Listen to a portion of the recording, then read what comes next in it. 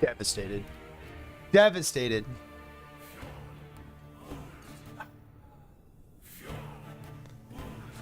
Flabbergasted. Disheartened.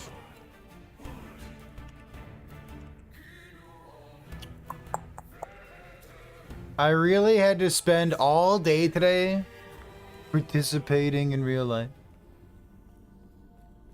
instead of playing Balatro. Fuck. I mean, I'll do it, but I'm not happy about it.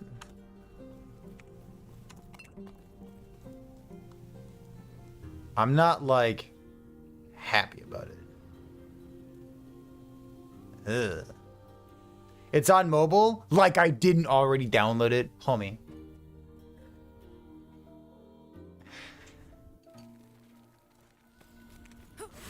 It's like asking me if I'm gonna play Last Epoch on the second. Streamer, you can play Last Epoch? I hear there's a new season coming. Dude. Dude. What's that? What are we doing with our headset today? I like... By the way, you can play Last Epoch? No! Dead game, dude. Dead game. I don't play dead games.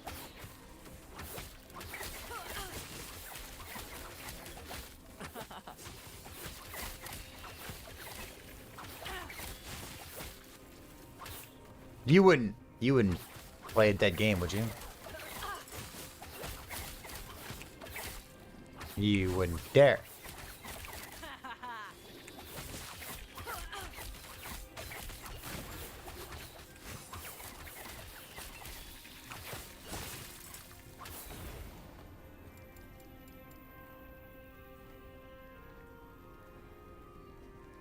One, two, three, four, five, six, seven.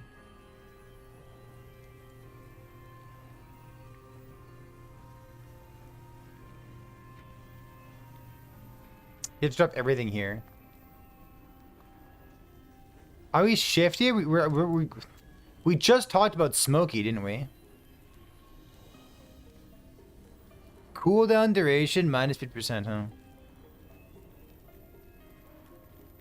But it loses Umbra Blades, which is not that big deal.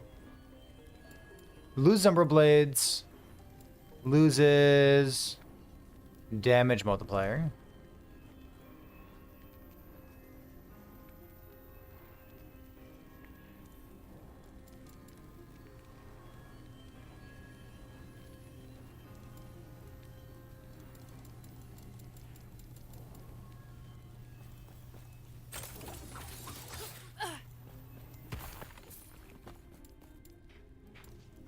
I don't know, man.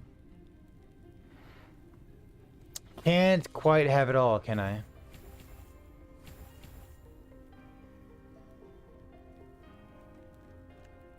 Boom, boom, boom, boom, boom.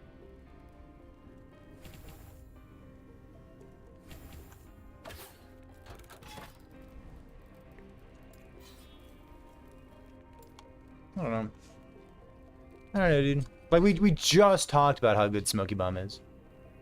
Oh. Chad, how's your day going? I haven't seen you all day today. Have you been playing last Epoch?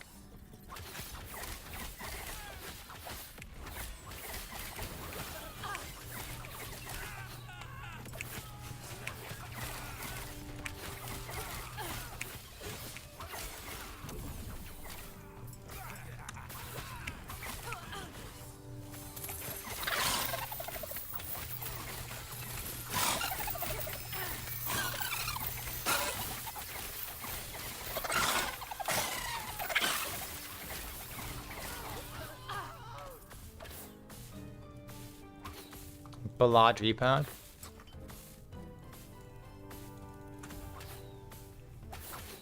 Are you playing Falconer right now and you feel dirty? You should... Easy. Too easy.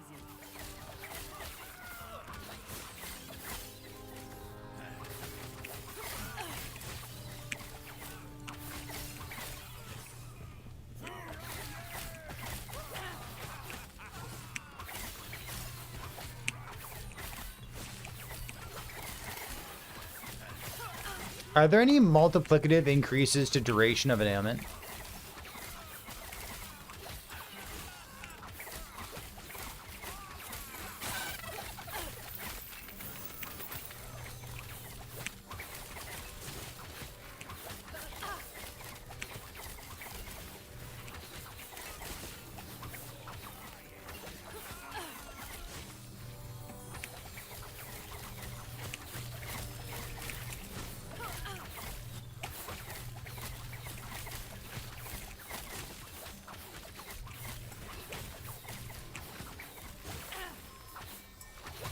I don't think so. I feel like I would know that. Like, surely if there were, I would know that, right?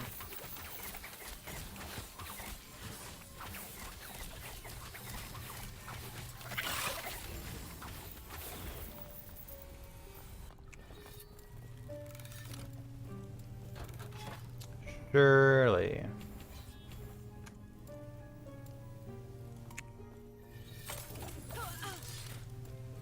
Bum, bum, bum, bum, bum, bum.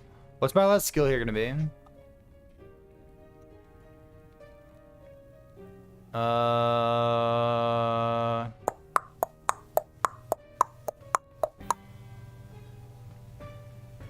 I doubt it.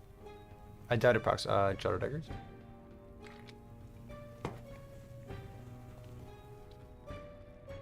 Shadow Dagger bow stuff is basically relegated to puncture. Not bad. Directly using puncture.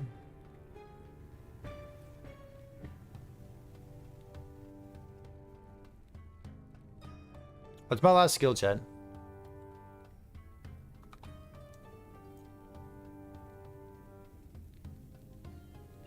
Yeah, it's decoy, I guess. It's decoy, but like, who the fuck cares?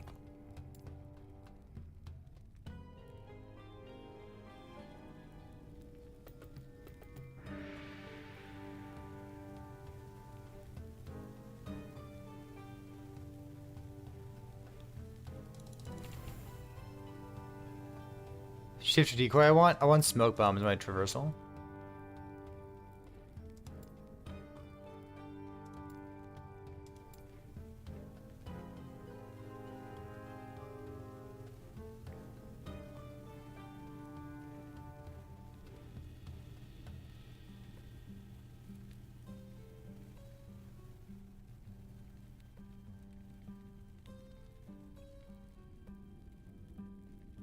There's no hidden dowage with ailment over time.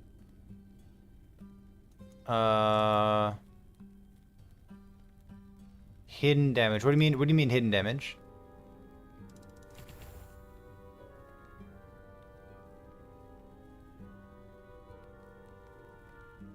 bleed tech and some bow attacks. I don't understand your question. But like Hail of Arrows has duration. So the bow damage grows over time.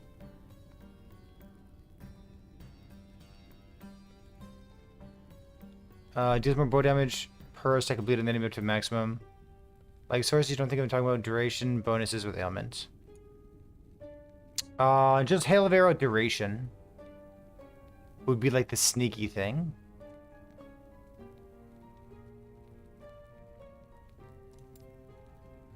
Hail of Arrow's duration would be like the only sneaky thing.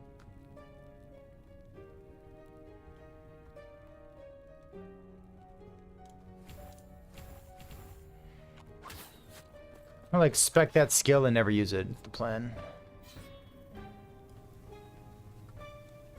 Let's go here.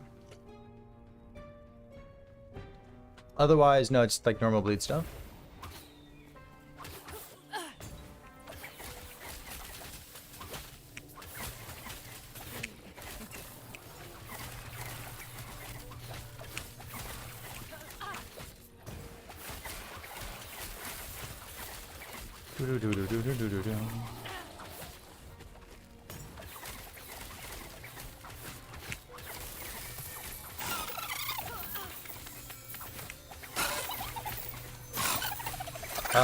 If you look at the information channel, ooh, Dragon Song. The information channel under Bazaar in the Discord, you'll see a blue sky link there. I should probably make like a Bazaar command in chat as well.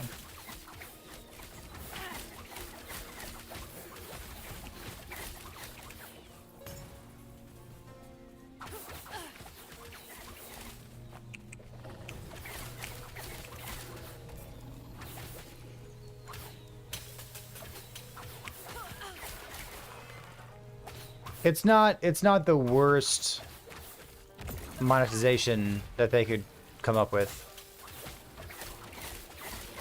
I think. It's just pretty bad.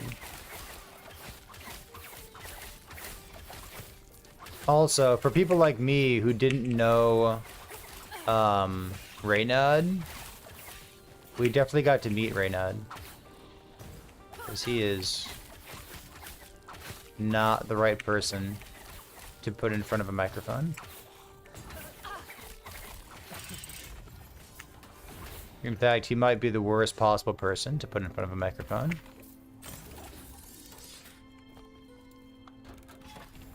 What's this thing? Sure, duration. Let's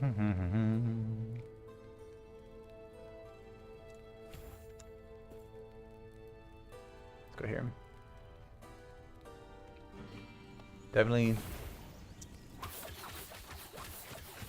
makes me feel like community managers are very beneficial to a brand. No, I don't really have anything else to spec into.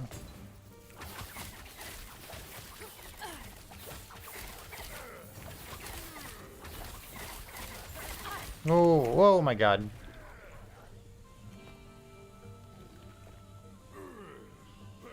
Actually, that guy dumpstered me. Holy. Because my life total is pretty low, huh?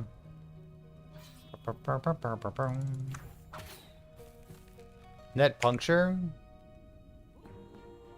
Would it?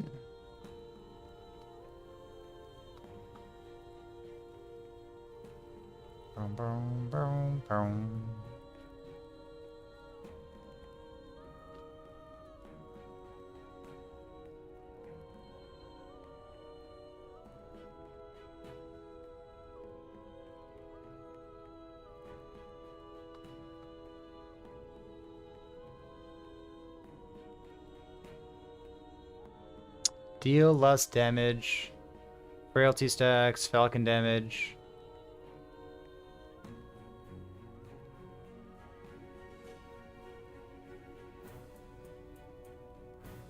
10% more damage, some attack speed.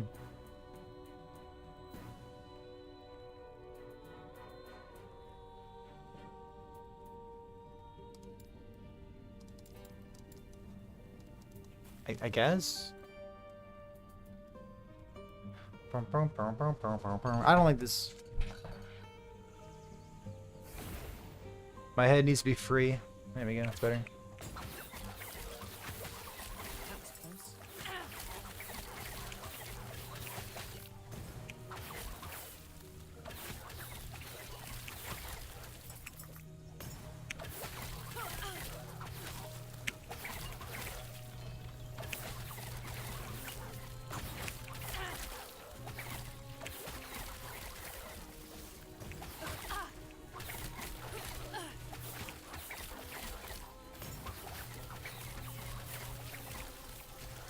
Ah! So long.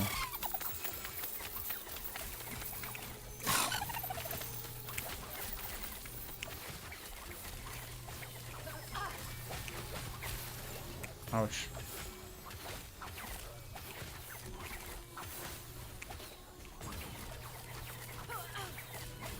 That was close.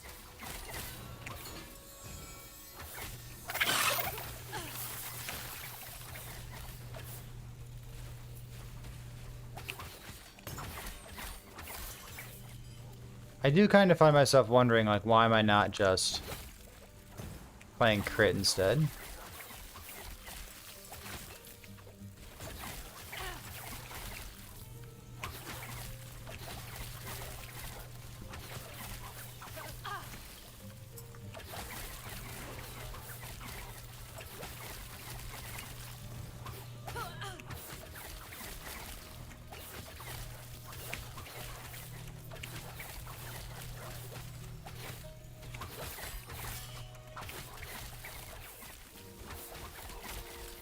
They won't forget that one.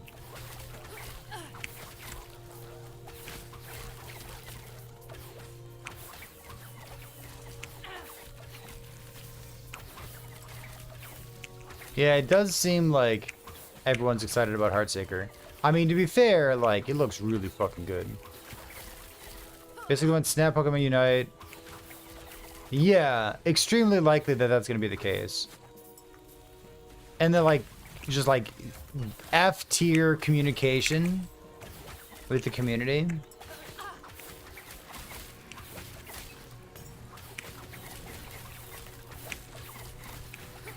Along with, like, a pretty bad monetization plan. And, like, I really... It'd be so easy for them to just be like, yeah, like, or, like, Easy. maybe not even free to play. Like, just, like, put a $30 price tag on it. Or, I don't know, just make it free to play and, like, buy cosmetics. Dude, people fucking love cosmetics. I don't understand why people can't just monetize cosmetics. Like, it's been proven multiple times to work. Like, and like I want to spend money on Bazaar. Bazaar is a very, very good game. I don't recommend it, and I have no interest in playing it. I've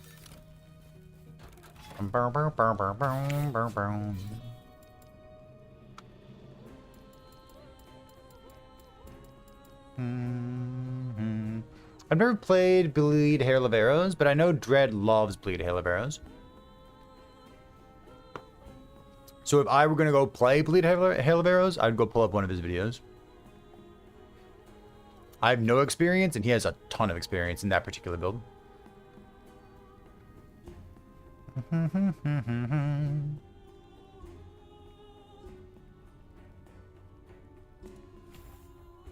Blind with bow attacks? Oh, that's so good. Doesn't go with points allocated. Holy, dude.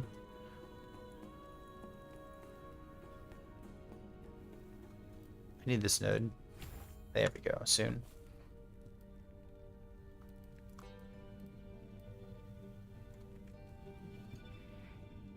Does feel like a little weird not being crit, right? I don't know. Probably gonna, like, just go crit multi-shot. Easy. That's a thing, right?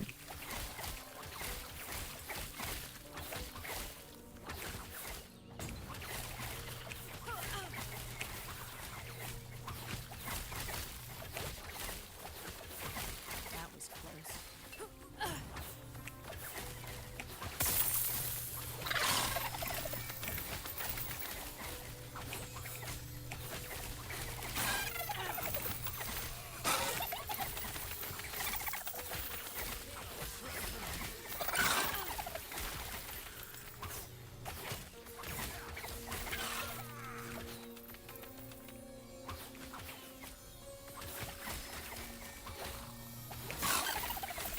Like, listen. I was asking, like, what builds are reasonable to play on as a marksman? Because, like, I know, like, 2-ish builds that are reasonable for marksman. But then Dread, like, he was in chat, and he went, oh, bleed multi-shot. And I was like, oh, that's kind of interesting. Sure, we'll play it. And then later he revealed to me, he's like, yeah, I've never actually played it in endgame, so I'm using you as a guinea pig. And it's like, I know what that means.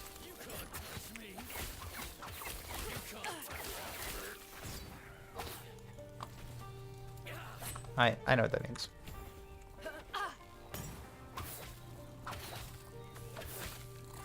Yeah, like I've played bleed multi-shot, or sorry, I've played crit multi-shot before. Like I like crit multi-shot. I don't really know how it stands compared to like the other things in the game that you can play. But like at least I know it's good.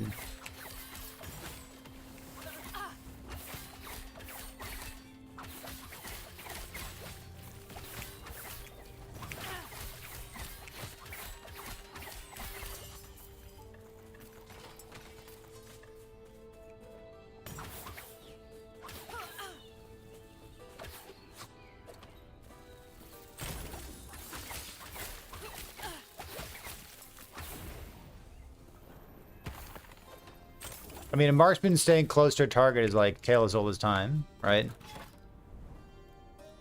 I really need to find a nemesis, don't I? We'll find one someday. Let's go this way.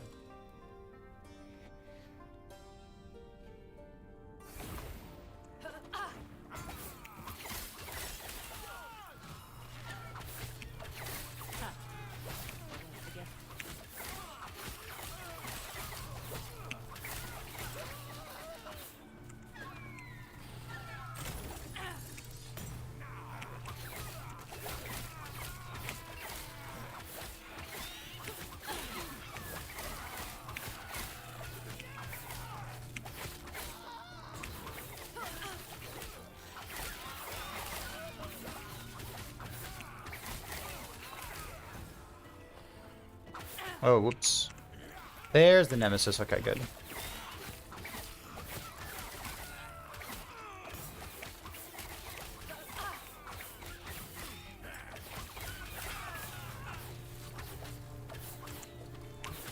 I have a drill core equipped right now.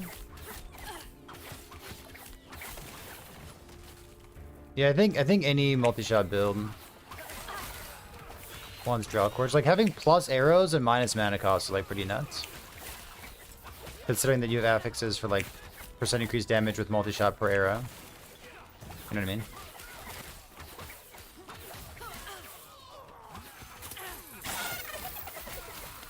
Ouch.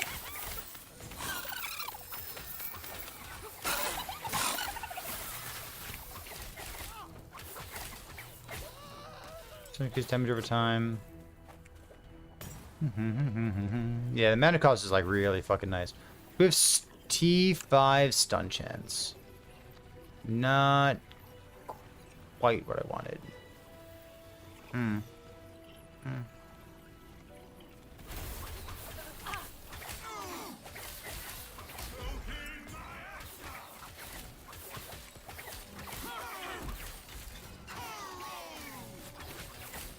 Ah. Wow. Got a double dragon song here. Interesting. Doo -doo -doo -doo -doo -doo -doo.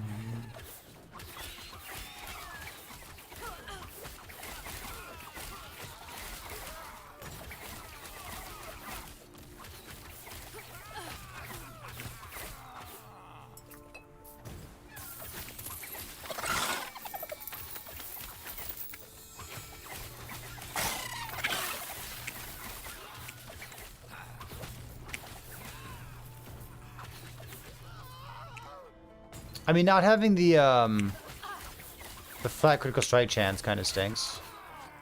But, like, at least I have smoke bomb, I guess.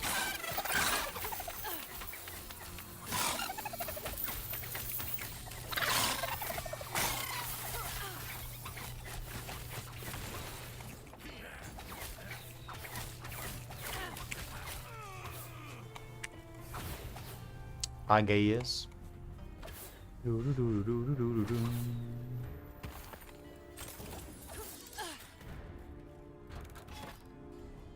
Yeah, and like I don't doubt that. That sounds fine.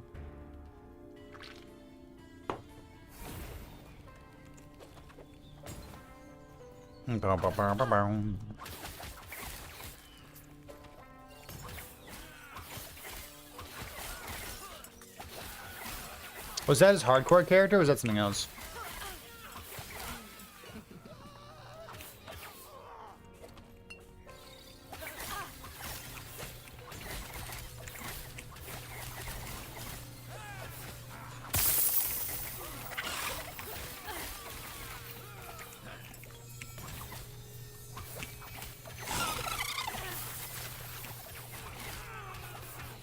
I think I can describe what feels awkward. And like it's not that big a deal.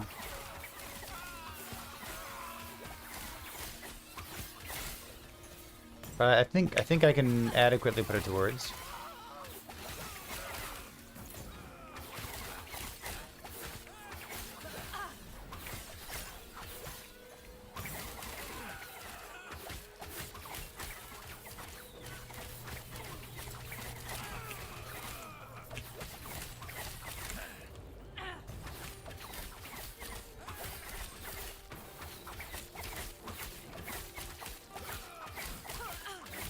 It basically has to do with like bleed duration. Because like the primary reason for playing bleed multi-shot is the bleed duration. Like bleed duration per dexterity. Like you don't really get much bleed synergy except for this node up here, right? It's 2%, which is pretty cool. Your pierce is down here. When you're playing crit, you shoot a pack of enemies, and like all the small enemies die, right? Josh, what's going on? Welcome. But like with bleed, they don't. So like you're wasting more shots, clearing monsters that will die to your damage, but aren't dead yet.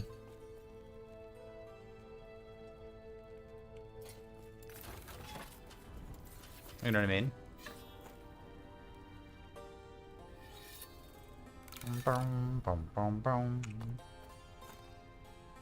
This is frailty, nothing else.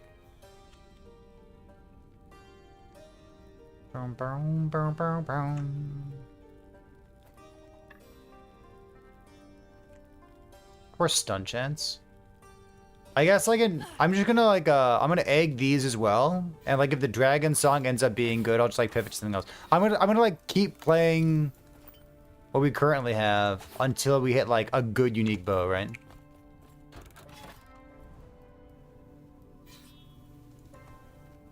And then that'll just be like whatever we go forward with. Like we have an ignite drill core as equipped right now.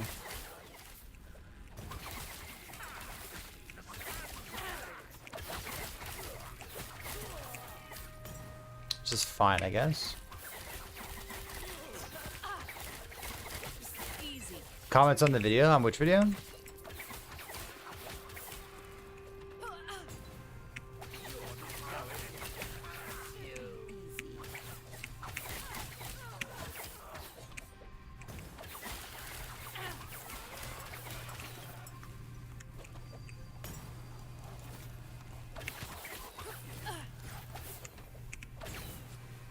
Oh, man, that was a fucking fast turnaround. You published that this morning?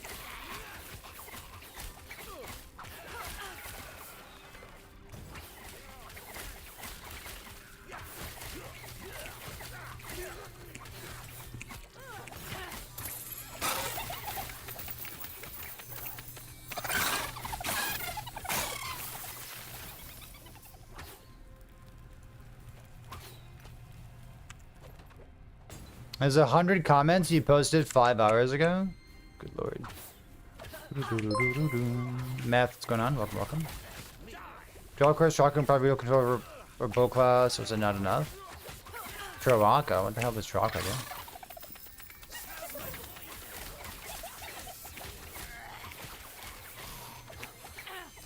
I don't know what control means. If you're asking, is Marksman good? Yeah, Marksman's fine. Ouch. Ah.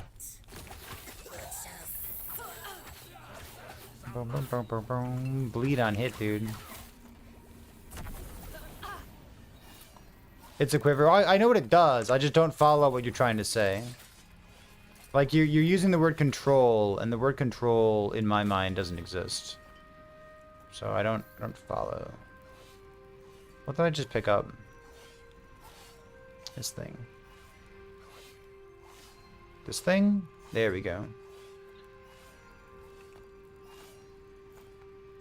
Is there necrotic res on it?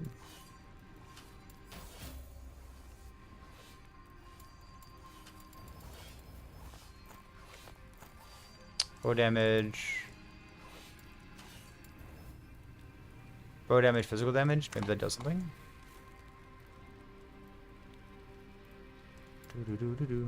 Big stun to freeze chance. So the freeze chance doesn't matter unless you have like a 3 or a 4 LP. I wouldn't care about the Tarakas. At least until next patch, at the bare minimum.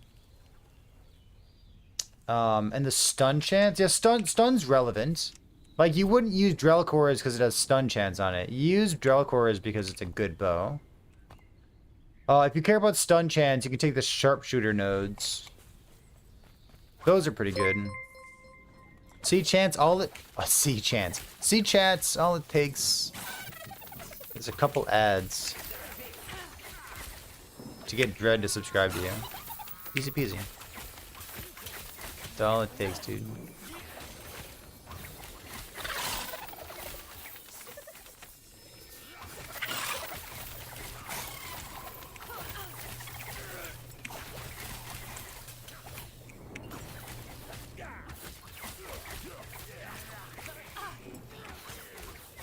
Each one's a paragraph? Well, you know what we should do then, right? Easy.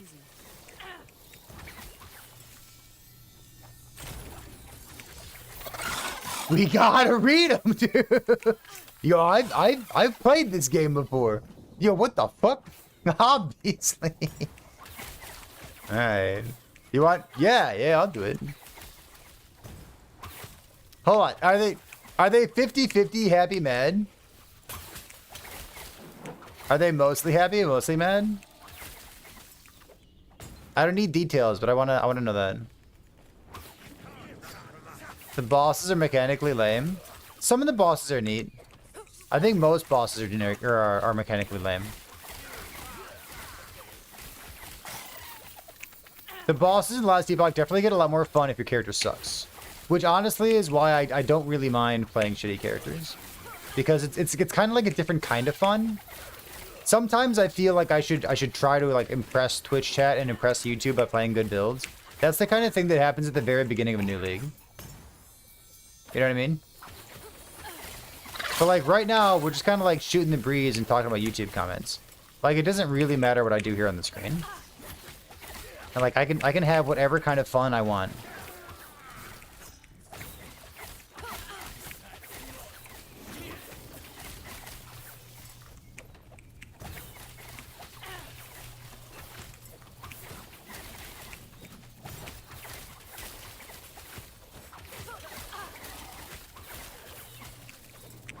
That was close.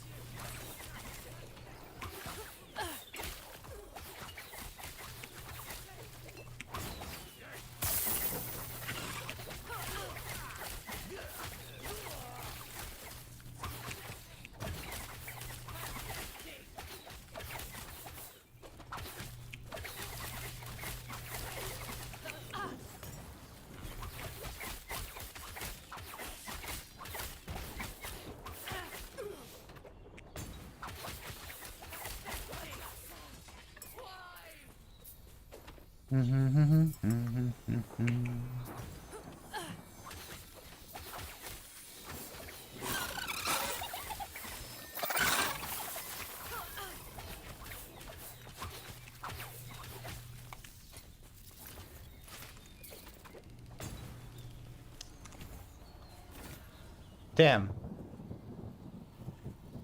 This could be a good pair of boots. Yeah.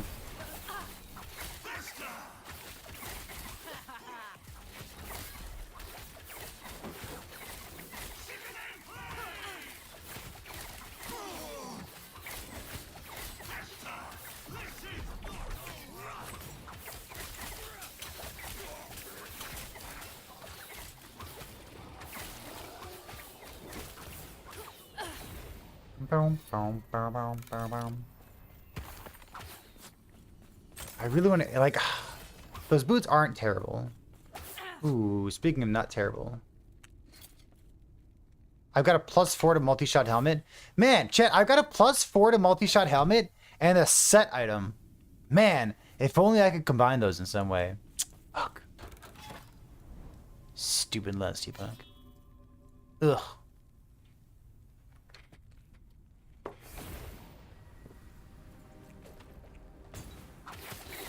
That was close.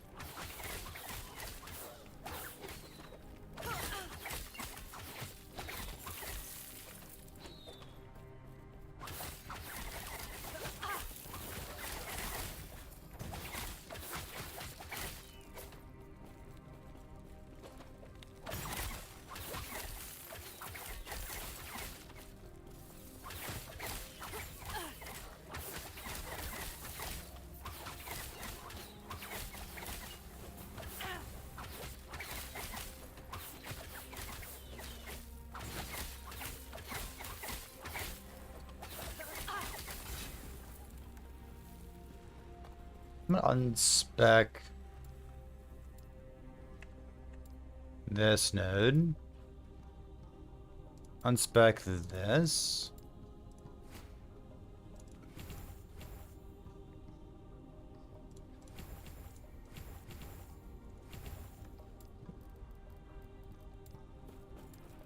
Shifty, smoky. I just like shift, I don't know.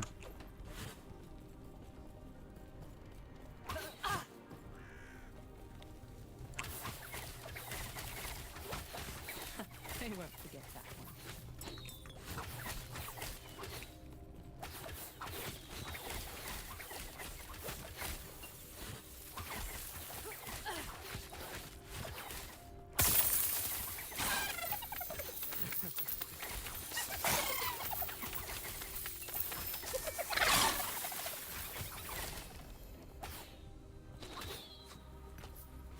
What's this thing? Manifests you a decoy? No.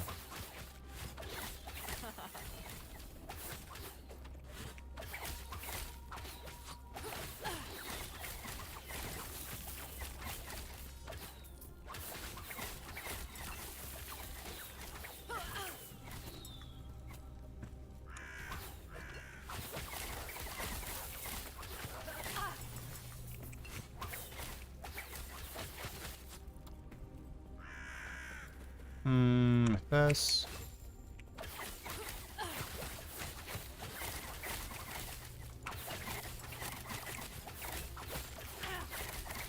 Easy. Too easy.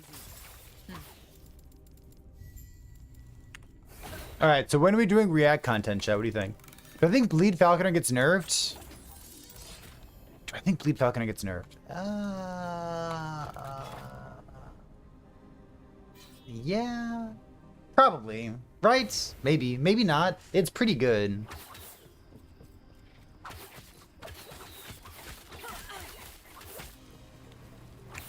Did I ever do multiplayer content? Yeah, with Dread I did. We just made fun of it recently. If I'm honest with you, I forget why we made fun of it.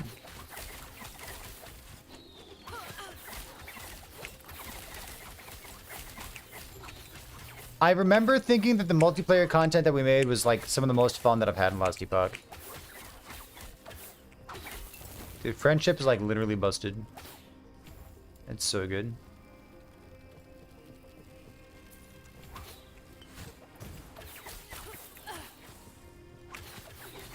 There's like one video on my channel, like 2 videos on Dread's channel. It bugged out. What was buggy about it? All I remember is like having fun. That's my big takeaway. There were Aberroth bugs. Oh my god, the Aberroth bugs. Yeah, you were immortal and invisible and also in a different multiverse. Yeah, that was hot, dude.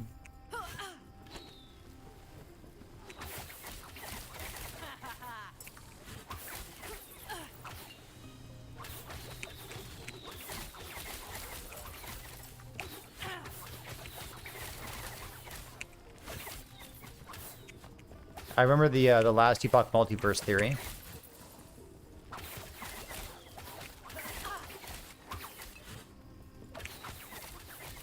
That's worth a watch, by the way. That's some good quality content right there.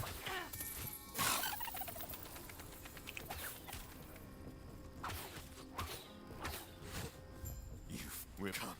Aberroth's champion of our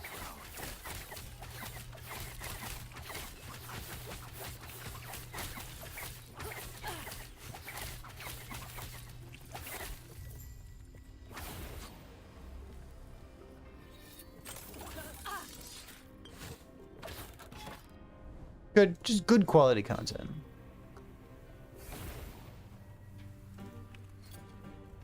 All right, so I've got 2 bows that I need to make legendary. And whichever bow turns out the best, we're just gonna play that build. It's kind of the plan here. What I'm working with right now.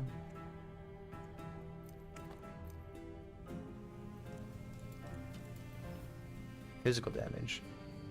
Got the T3% health, huh? This is a mercy. Shatter. Do not stand in my way. Behold the rage of winter. Shatter. This is a mercy. Do not stand in my way.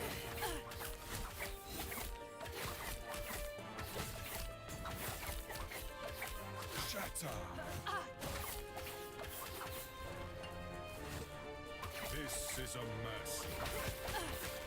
Do not stand in my way. Rise, my fallen champions. Aid me.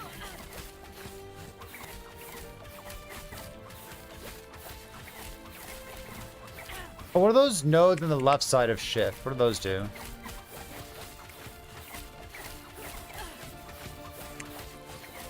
This is a mercy.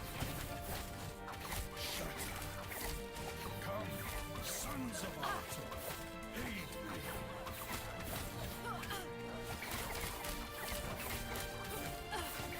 me. Are they poison? They're poison, aren't they? Stand in my way.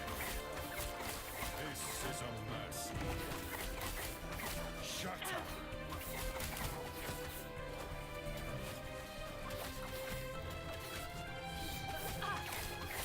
Do not stand in my way.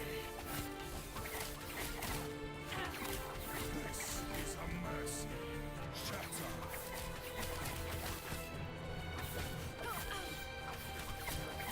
Do not stand in my way.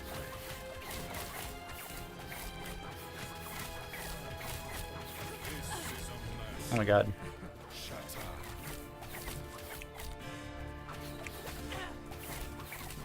What the fuck? There's a bow! Protect my people. Alright. Fucking ZDPS.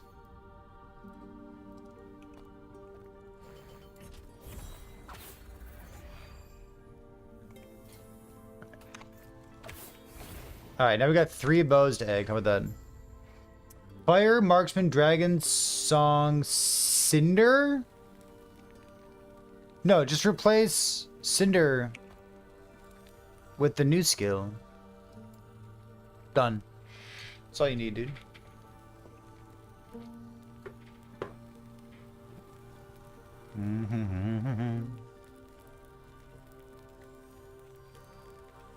Gives crit chance?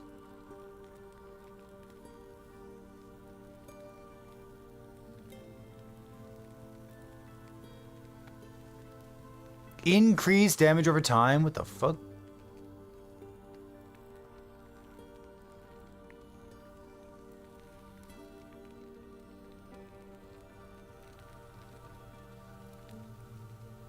I guess they're not like the worst nodes, but kind of bad.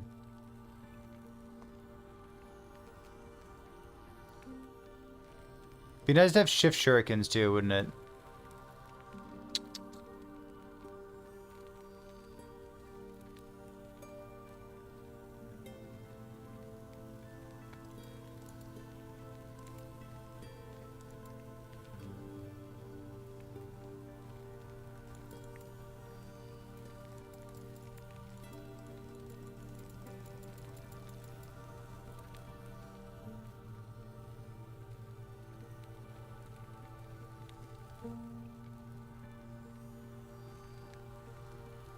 On kill while inside. Do I have a different source of Crimson Shrouds?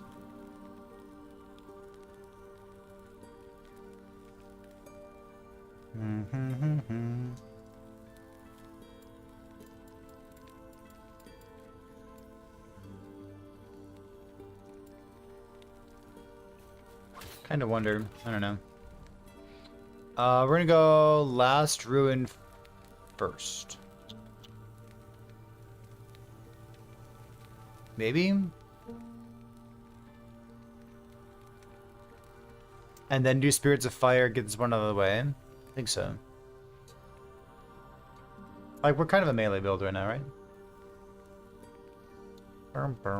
What's this thing? Last Ruin? What time is it right now? What about 10 o'clock? So, like, what about half an hour we do some React content? What's that feel like? Is that good?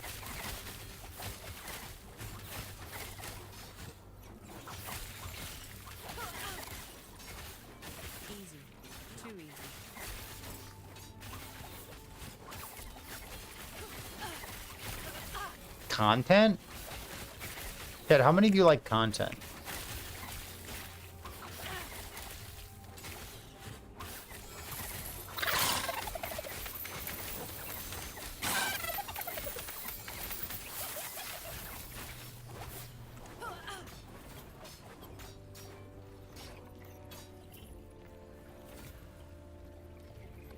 Field tier 4 movement speed, tier 5 attunement on it, and cooldown recovery speed, spell critical strike chance stuff.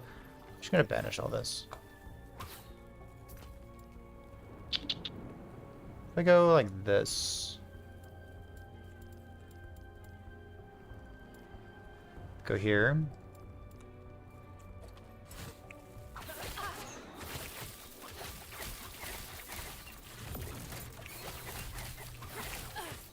You found a roguelike to play, you've been unfortunately addicted to it today? Is it called Balatro?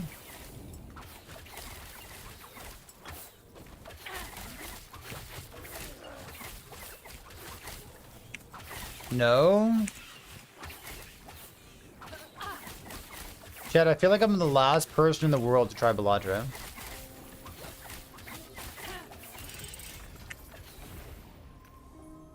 But I'm just like so pleased that I actually tried the game.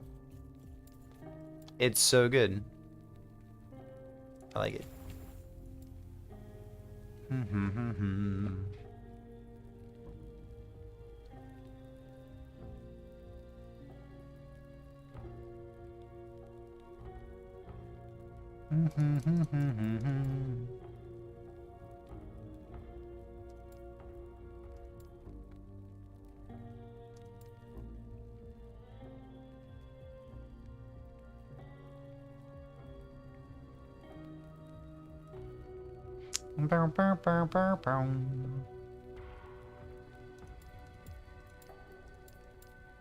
Gum shurikens.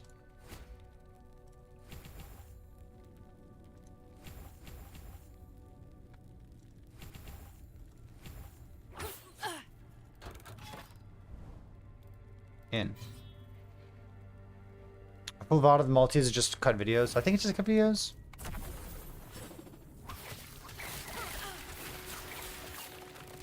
It'd be in my Twitch VOD somewhere.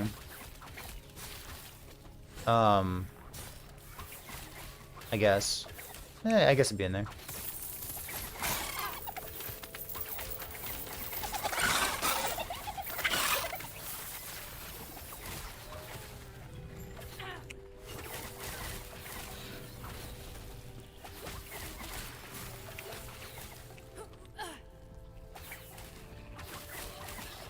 Oh, I guess what was the title of the video?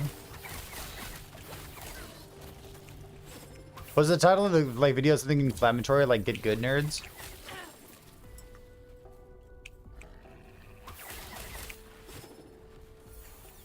Or like you're bad at Last Epoch and here's why?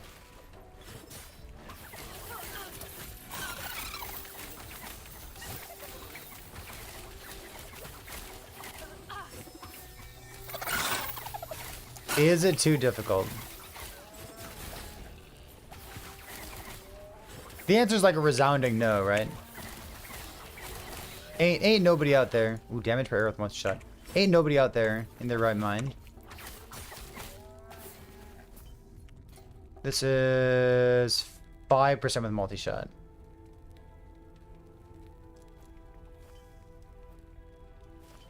Surely, chat. Surely no one out there in their right mind. It's 50-50? Monka? That doesn't sound right. No. That doesn't sound right.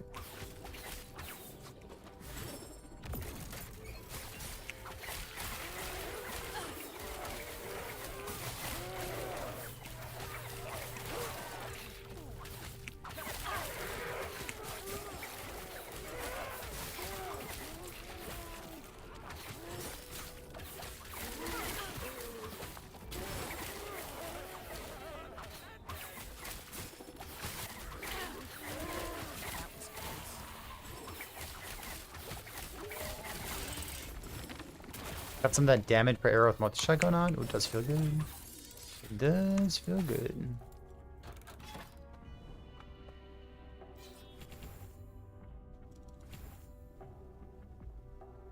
I guess it's like the immobilized thing too, but I'm just gonna go here.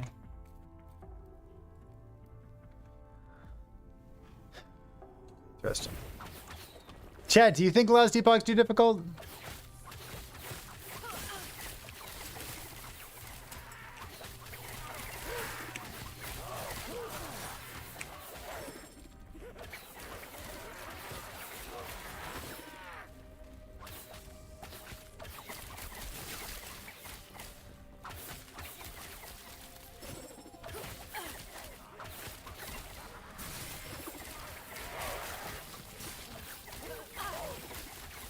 They won't forget that one.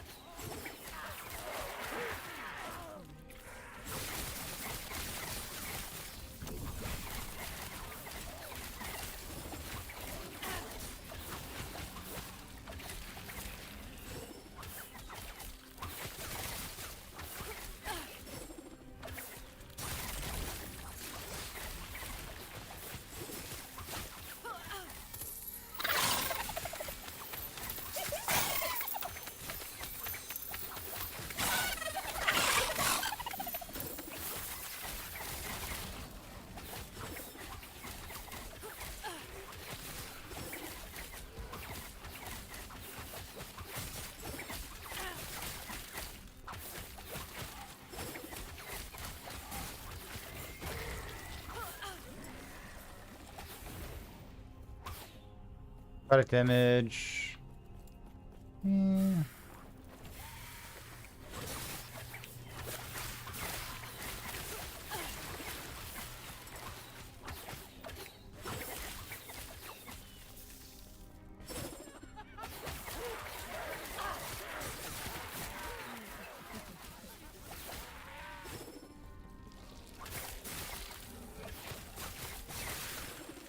Dexterity. I'm only 21 dexterity right now.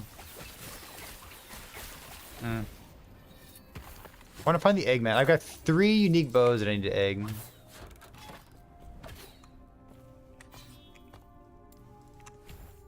It's important. Good range difficulty, kind of ease to try. Kind of challenge yourself and go far. I think last debugging perfect difficulty, not needing a build guide. It's accessible build crafting. Copy what's going on. Easy. Too easy.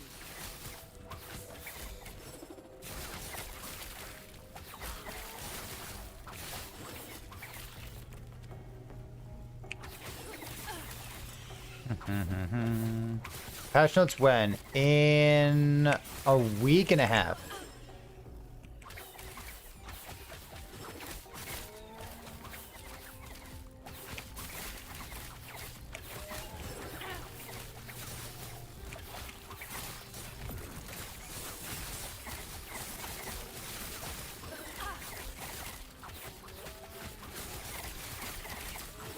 Is Dread doing the 10 out of 10 Harby runs in one sitting?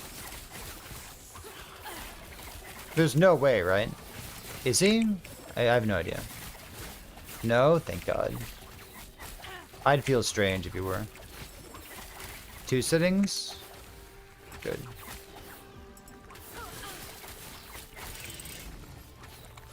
One sitting, I feel like I'd worry for your like your mental health, you know?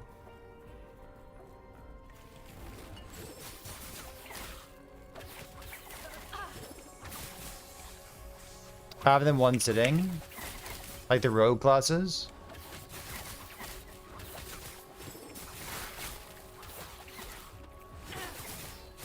No. What were the one sitting ones?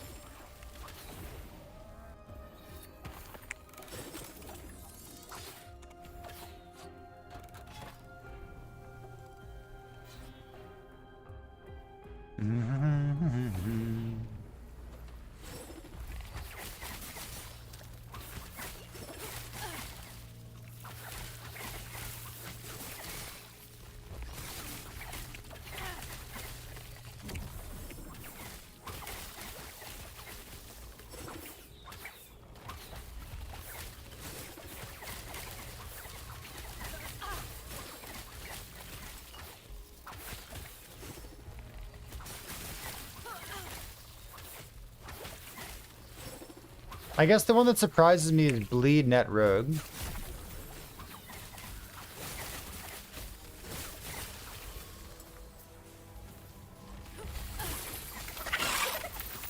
Those other ones...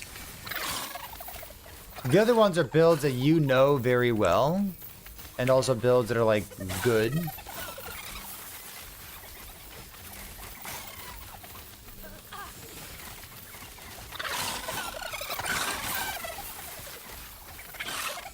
Really? When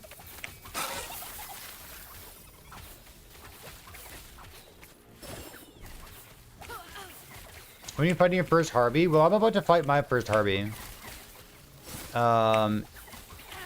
If we don't do React content, and I focus on, you know, normal gameplay, not reading Twitch chat, my first Harby would be in about 40 minutes. Maybe 45 minutes. And I'd be like level 75. Probably not 76 yet.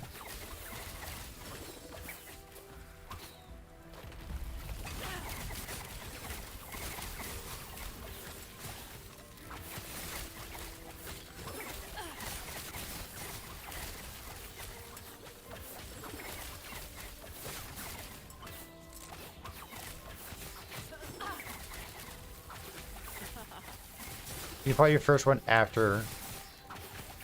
No, your very first Harbinger should be before Empowered Manas.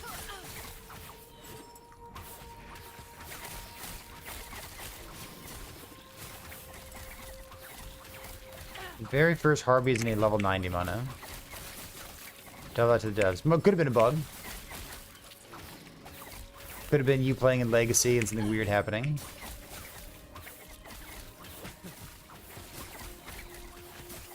Yeah, the new player experience is that you should encounter your first Harbinger in a level 90 mono. Your third level 90 mono.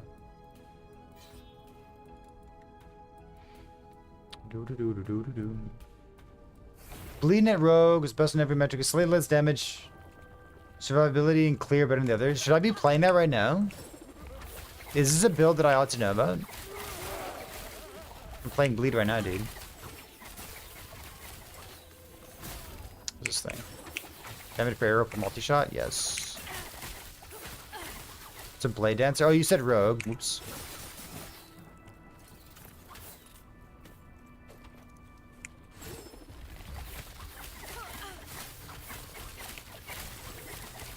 I like Blade Dancer so much. Hearing that there's a Blade Dancer build that I don't know about puts a smile on my face. Like, no, generally, Blade Dancer would just be old, right?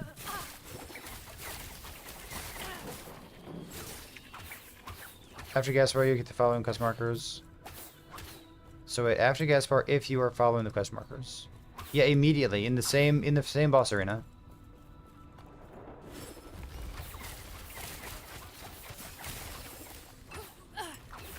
Easy. The new player experience that you fight your first Harbinger before entering Empowered. Bit of a shock for a noob? Yeah, I guess so. That's the point, dude. Gotta scare him.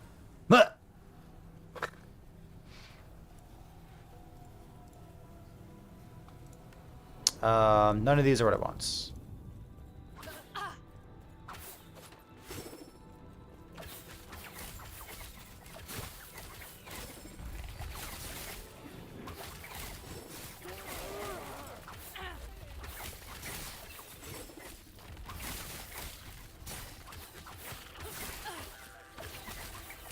Honestly, I don't know.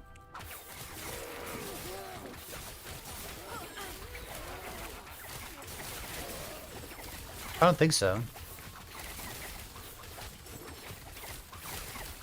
I think you have to kill it to unlock it.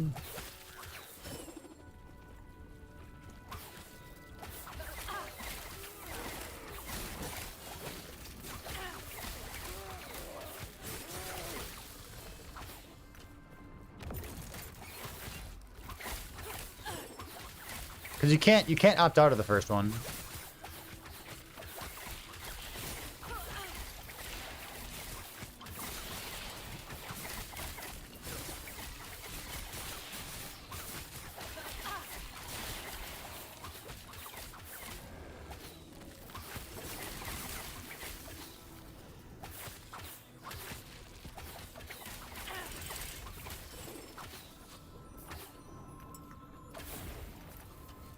What do we have here? We have... God, this is so good. It's level 85. Let's do this thing. I got tier 5? I got tier 5, chat. Oh, they're both tier 5. It's pretty good. Nice. It's easy peasy. Aren't we about to do React content regarding whether Last Epoch is easy peasy? Dude, check your privilege.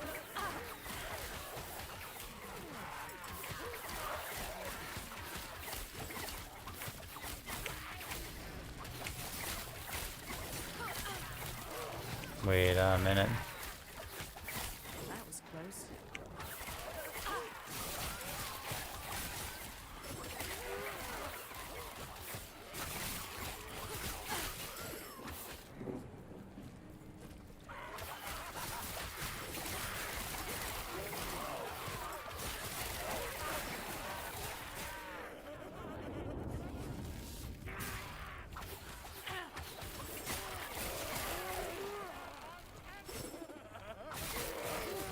Where's the Eggman, chat?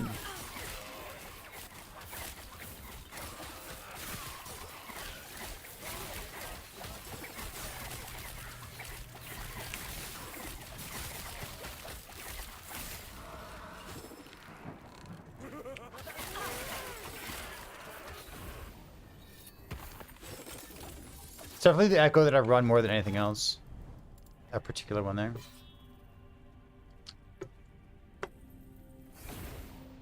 Where is he? Easy.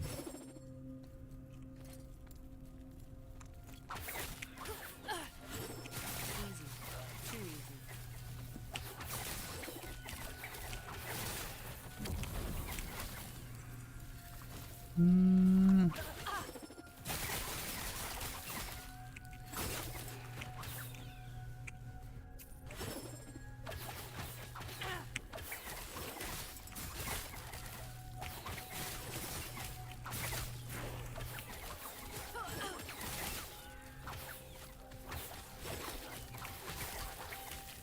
Yeah, there's definitely a lot of things that punish you for standing still. That's true.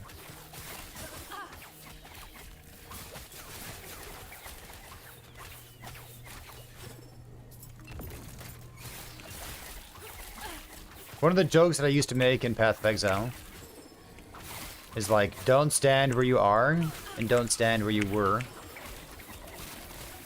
So I just keep moving in one circle, right?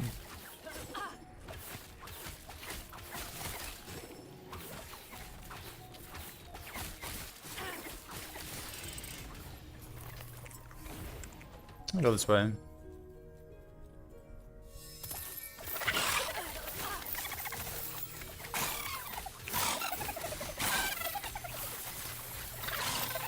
Oh my god, look at them. They're multiplying.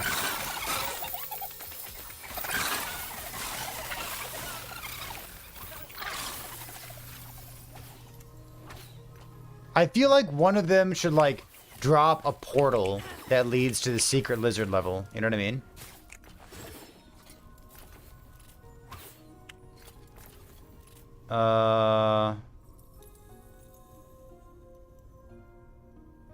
There's res. Boom, boom, boom, boom, boom, boom.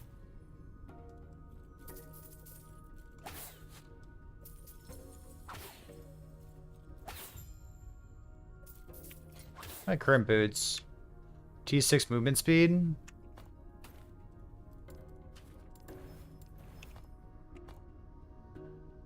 My boots are pretty good. Oh, my boots are pretty good. That's wild.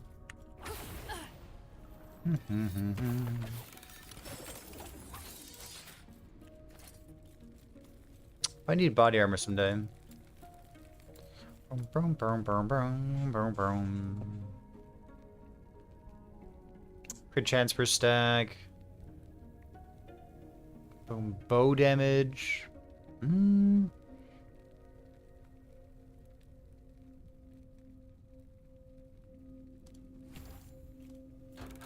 I definitely want that.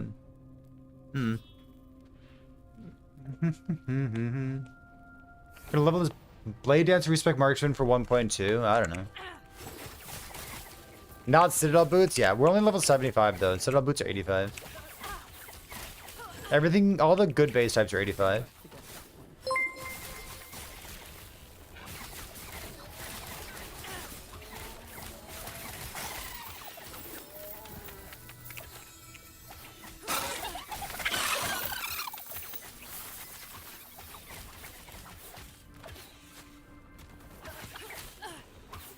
Not that thing. Damage leeches health. I guess it's not +4 to multi-shot, huh? Oh well. Stupid sexy helmet.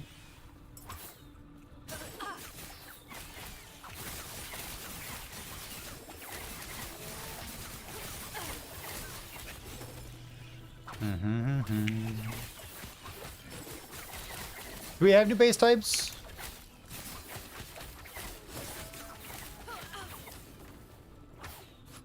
Do we?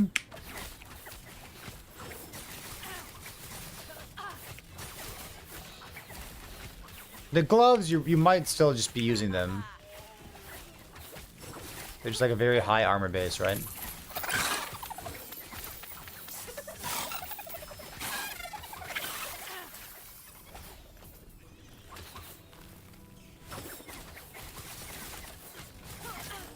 Oh, I'm not updating the exclamation point build. You can check out profile if you really want to, but this is just like some random bleed nonsense. Nothing special going on here. Let's go. Reign of Winter. I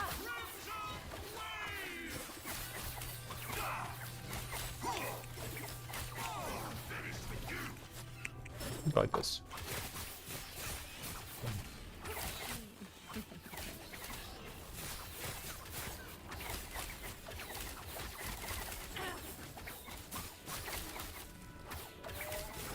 Yeah, the Nemesis base types are like rare as fuck. To get like a good one too. I don't remember if we have new base types. We have the cocoon items, which we don't have enough information on to say exactly what those are, do we?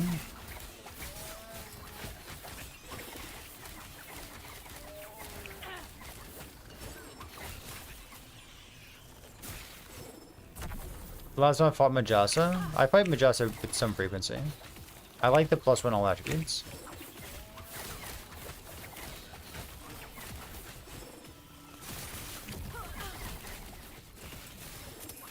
Death's Embrace.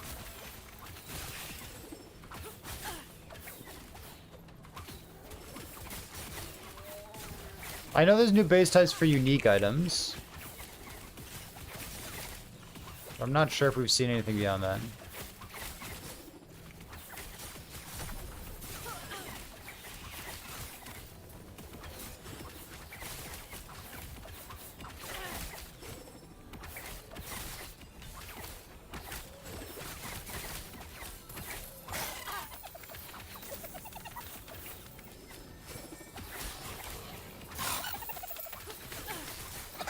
Get him!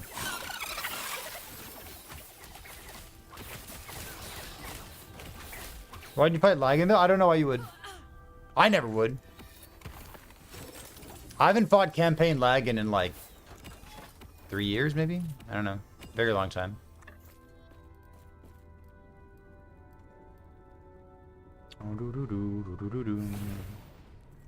Common Prophecy, yeah, if you click on it.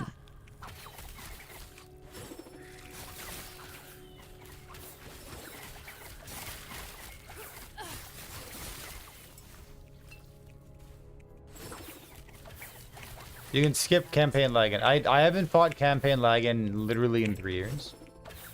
Less than that, because I started playing Last Epoch 3.5 years ago. So like maybe 2.5 years I haven't fought campaign lagging.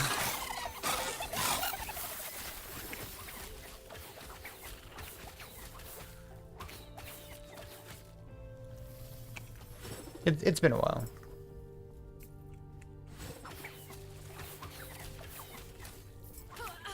New bases. I don't think there are new bases. Not that I know of, unless you know something I don't know. New idols? No. No for the idols. I'm not sure if there are new bases. Before launch? No, I don't believe so.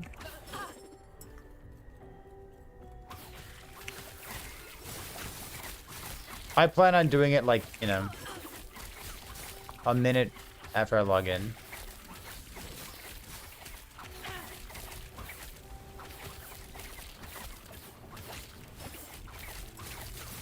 Dude, die.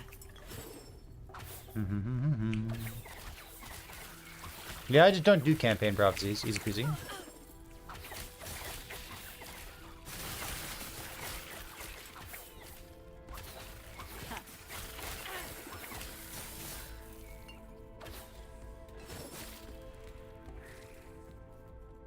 Hold on.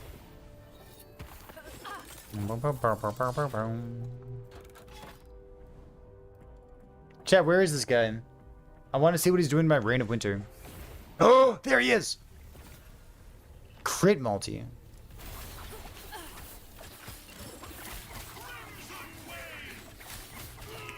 It's not the worst. Not exactly what I want. Need like bow attack speed.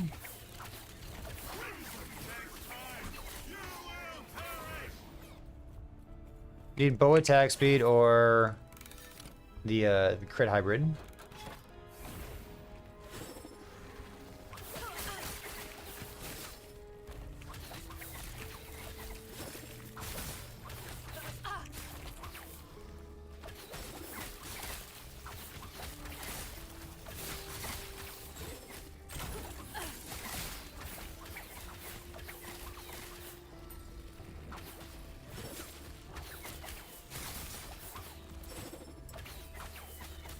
Secret of winning in Last Epoch is just to fight things? I mean, where's the lie? Smart kid you get. Good job.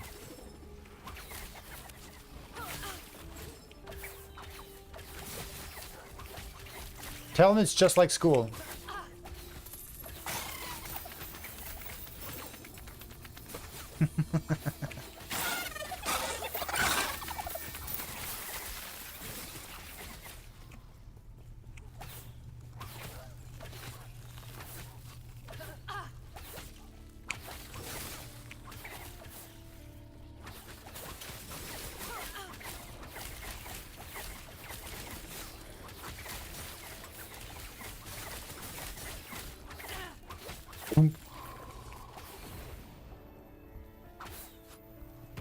She's 6, so she gets to play backpack battles? Holy.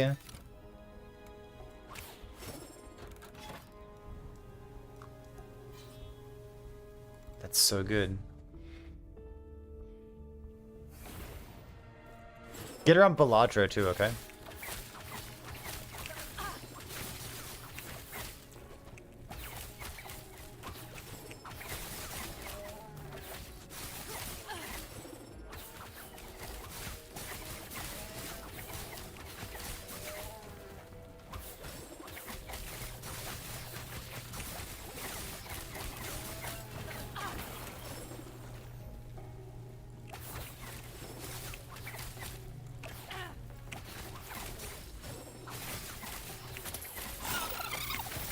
Is Mirage Archer still used on every bow build in Path of Exile?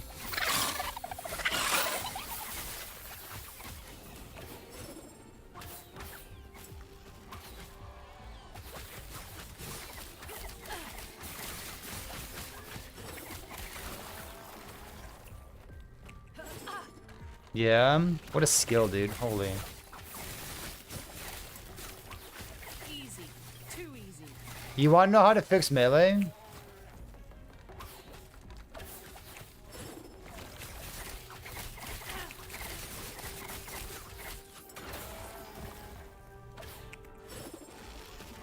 I know the answer. I'm just not sure we have, like, a dev team brave enough to click the button.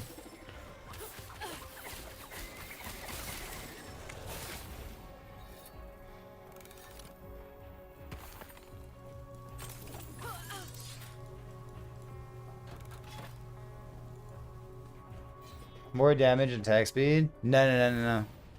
Mirage melee.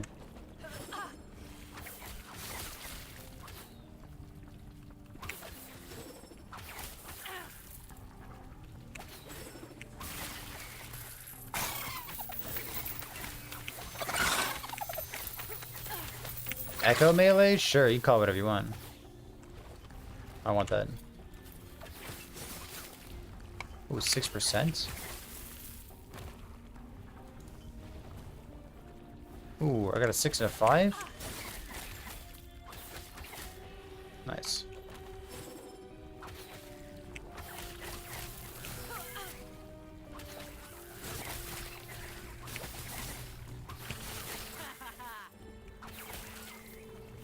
How come, let's see, this is tier 5 crit multi. I mean, I'll take it.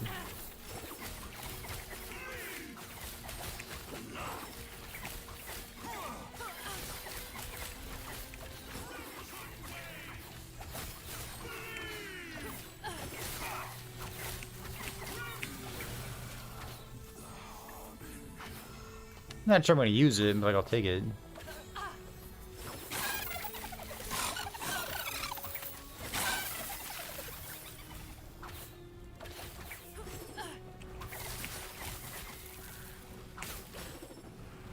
Yeah, I'm just a sucker for having this many arrows.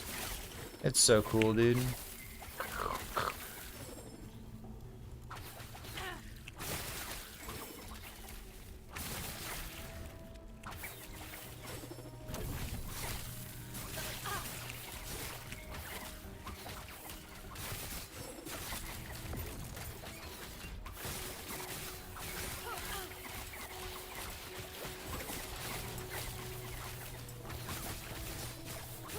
Those are like level 20 skills, aren't they? I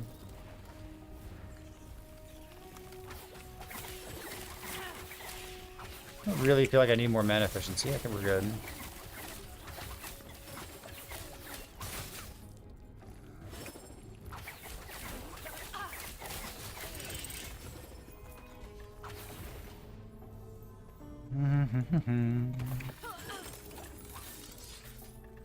You're not sure melee can be fixed? Rather, the enemy design has to make melee less BS.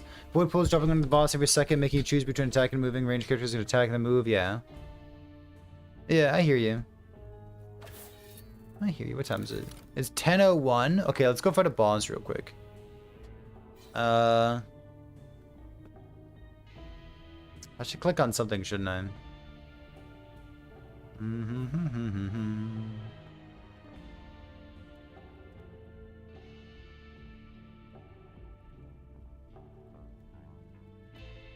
Health dexterity. Boom, boom, boom, boom. I feel like I'm just taking stuff in the base class, right? Boom, boom, boom, boom. Maybe I don't need disembowel, but like, pretty cool. I'll probably trim that. It's like Giga Chat early game, but we don't need that right now.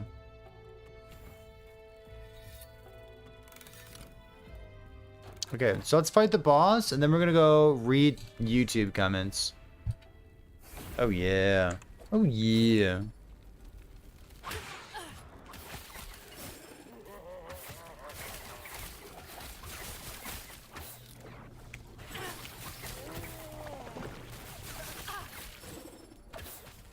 Did I? Ooh, it's tier 6. It's so good.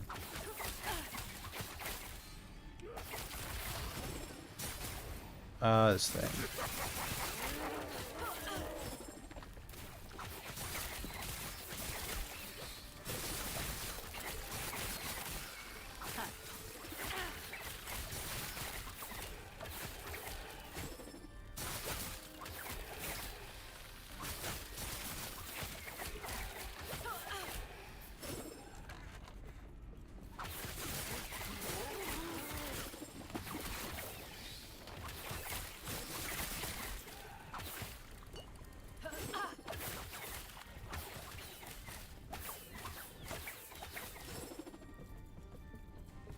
Who are you? Or just like playing a game where melee is stronger than range. Like range kind of sucks and like everybody plays melee. And the whole conversation is like, man, I really wish range were better. Like, how come that never happens? How come it's always, man, melee sucks in this game, melee sucks in that game? Like,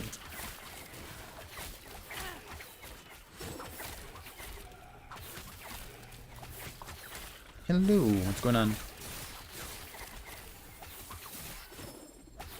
Poor melee. And so, yeah, the next patch, we're all gonna be playing, Vengeance.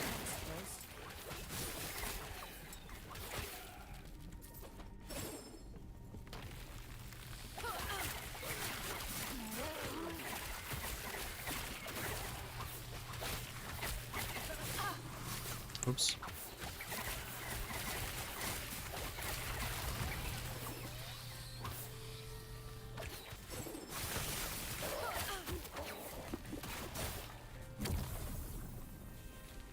Jealous animals who have barely evolved from monkeys. I see your point. No, like they're the person in chat who mentioned void pools on the ground.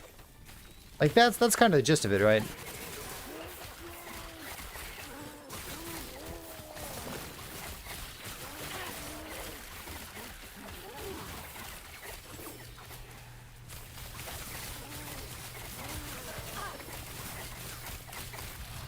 Like, there are some melee skills that really scale well and capture the fantasy of being a pleb at the very beginning of the game, and then, like, you evolve in, like, this god-killing, you know, interdimensional hitman, right?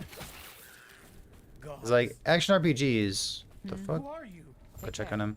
Action RPGs are, like, they're power tripping, right? Like, all of these games are just, like, power fantasies. I was just like, you start out weak and you become strong.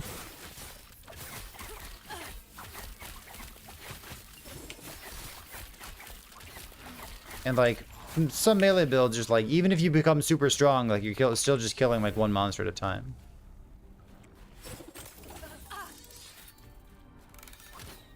I think Fuzzy, yeah, that's a good one as well. That's a good observation.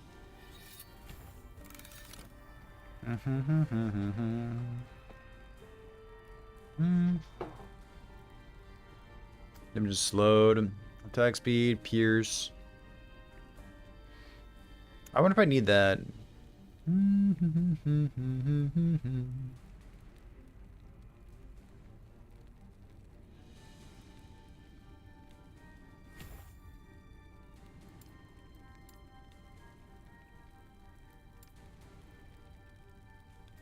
This is fine.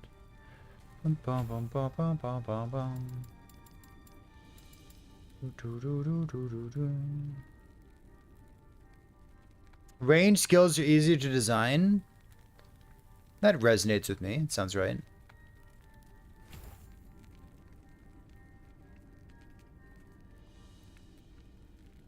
That sounds accurate. Take my free MTX. Alright, let's go 2 more of these.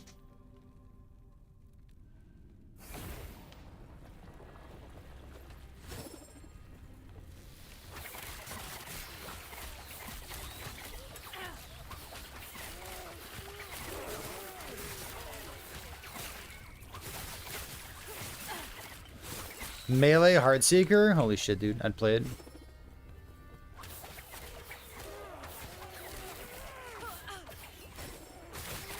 Even just like Melee Heartseeker proccing Melee Puncture? I'm still into it.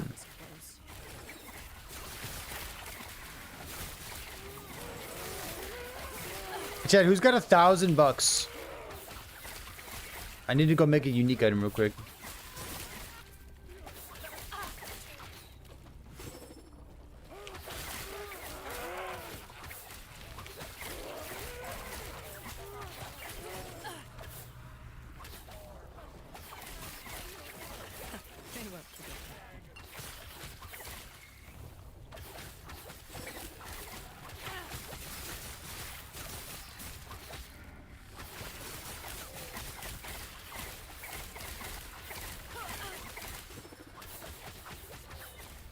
That's okay damage on that guy. You there, help me.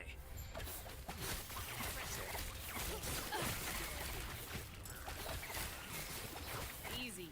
Too easy. Our damage actually might be fine right now.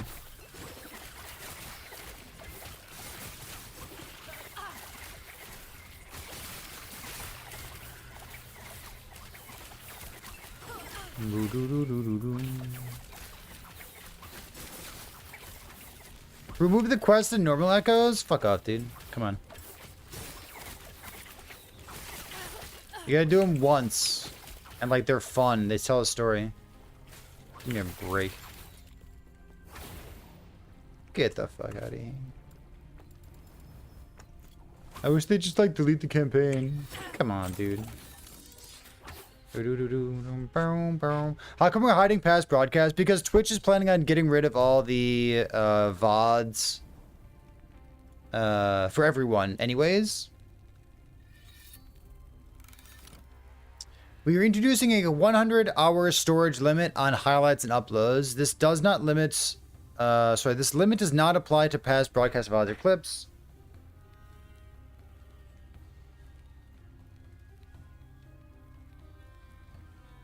Oh, it doesn't apply to past broadcasts. Oh, I thought it did. So why are these unpublished? So here's the first thing. The second thing is that everything is done automatically on YouTube, if you ever want to see there. And YouTube has vastly better playback controls.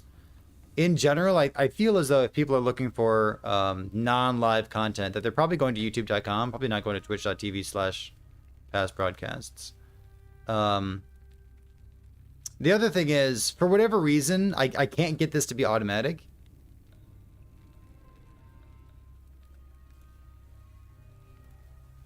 So I just stopped paying attention to it because I started telling people to go to YouTube instead. That's all. That's all. It's just easier for me, easier for you, for the most part. You know what I mean? Exclamation point VODs. Done. Hold on, I got you.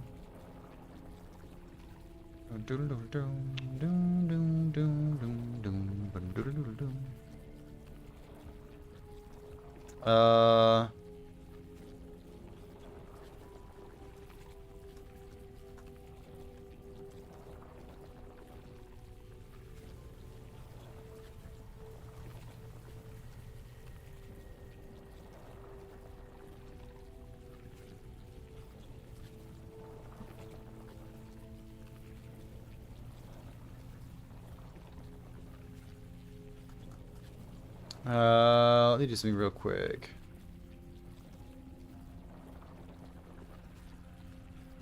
Playlist.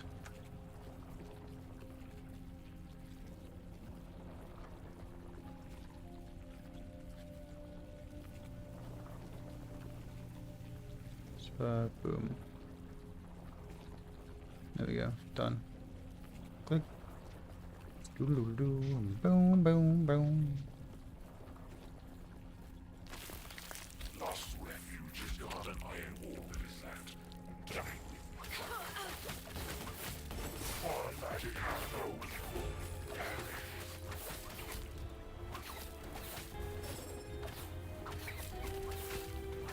Wow. It is hopeless.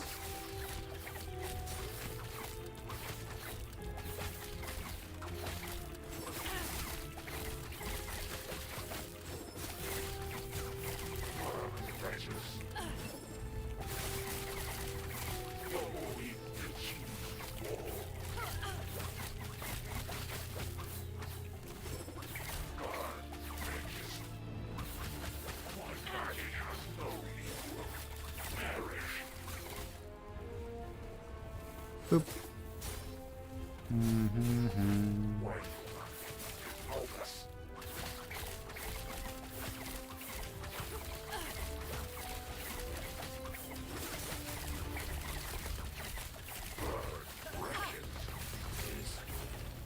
Sure. This nightmare. I leave over. Am I gonna be ASWD? Nope. That ain't my life, dude. Alright. Listen. Audio detected. Click. Do this. Click this thing. Click this button. It's a good button to click, right?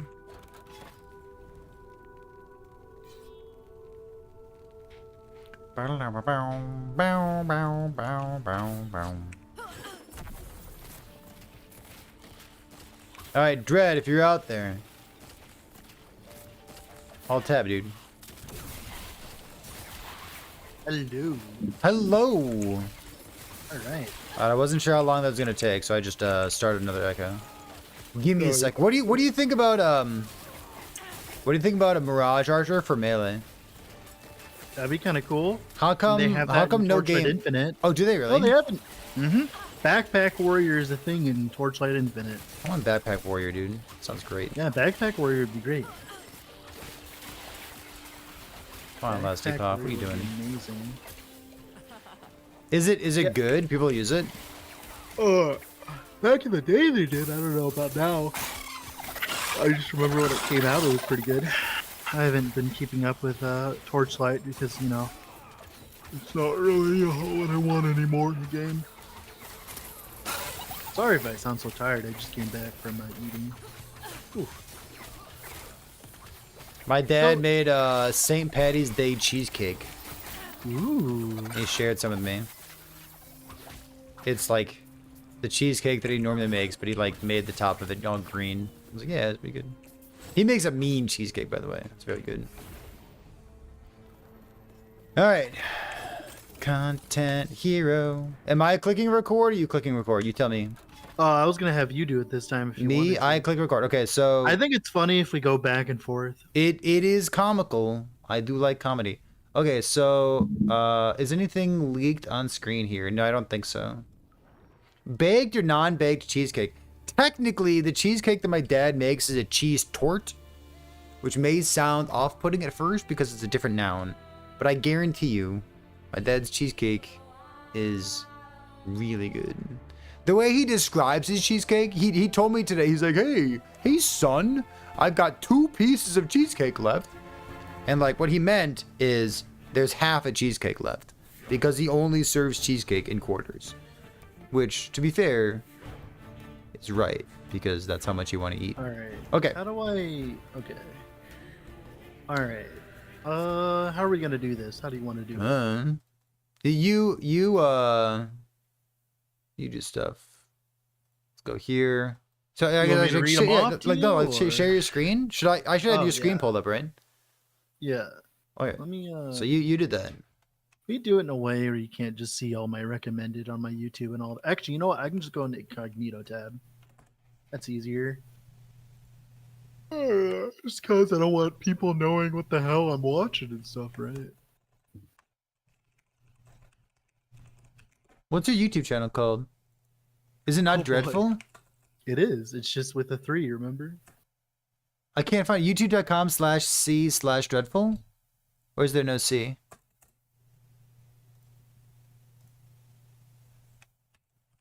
I'm gonna go find you. Hold up. It's just Dreadful on YouTube. It's not that. Booba TV? You wouldn't Booba TV, would you? No. That's not the kind of stuff. On I your was talking main? You about. wouldn't do that. No, that's not the kind of stuff I was talking Oops. about. Oh shit, I clicked the wrong button. Okay, we're good. Why is there so much? Why am I getting sent Scientology stuff? This is an incognito window. Well, that's What am I looking That's at? where it comes from. What? 108 What the hell? comments?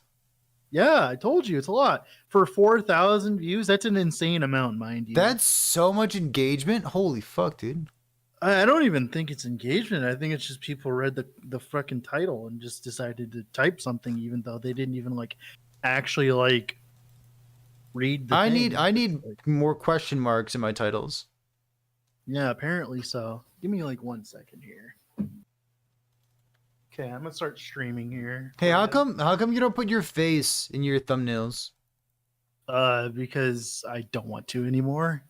Did you used to? I don't think you ever did, I did you? I didn't for a small stint.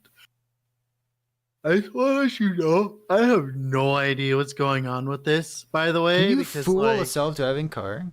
It's incognito. by the way. 11-year-old. Wait, what was that about 11-year-olds? I don't know. I wish I could turn Prank this off, ends in but felony charges. Huh. I think I guess it's funnier that way. You watch that? I don't know. This is an incognito mode. It's giving me everything. Look, there's a Culver's ad. Look, Wait, why Like, is look, that the I why don't is that watch the thing you highlight? because I like Culver's. What? So why wouldn't it give you a Culver's ad? I don't know because I'm in Wisconsin. And Culver's, What the Culver's fuck? is a Wisconsin thing. It is. I When you're don't here, your family. I wish I could. Wait. What I'm gonna do? Yeah. I'm gonna do us a favor and do that. Oh no, you know what you do, right? Actually, yeah. What's that? You okay? So right click, go inspect element. Right click or scroll up to the top of your screen. Right click on one of the recommended things. Click inspect element again. Hover over that. Now go up. Hover up, up, because you're looking for a parent element. Keep going up, scroll up. Click that, click delete, not backspace. Oh my god, you're a saint. Oh my god, you're a saint. Bonk. Oh my god, you're a saint. Thank you. You're welcome. Oh. All right, I'll make this full screen. Hacker man. Thank God, dude. Because it's so annoying when I'm trying to record videos and stuff. All right. All right, So cool. all right. I took my HTML class, homie. I taught the HTML class. All right, so Wait, tell me when you're ready. Let me click record real quick. All right, 3, 2, 1. Yeah, of course. Yeah. Okay. So we're gonna try one more time. Deep breath. Dread. Yes. Is that you? Hello. Hello. Hello, this is Dread. We had a Discord call, and we talked about whether Last Epoch is too difficult. You published a video. It has a sensible number of views on it. It has 3,500 views. It's 4,500 right now on my side. It also has 100 comments, which is a lot of comments relative to the number of views. I'm shocked at how much engagement is on this video. So the question was, is Last Epoch too difficult? And we like content, so we're going to read the YouTube comments. Yeah, baby, reaction content. Okay, so why are we reading this? Give me some history. So we are reading all of these because a large majority of them, unfortunately, were before watching the video, these are my thoughts. So essentially what I have accidentally done is I've caused a little bit of a social experiment.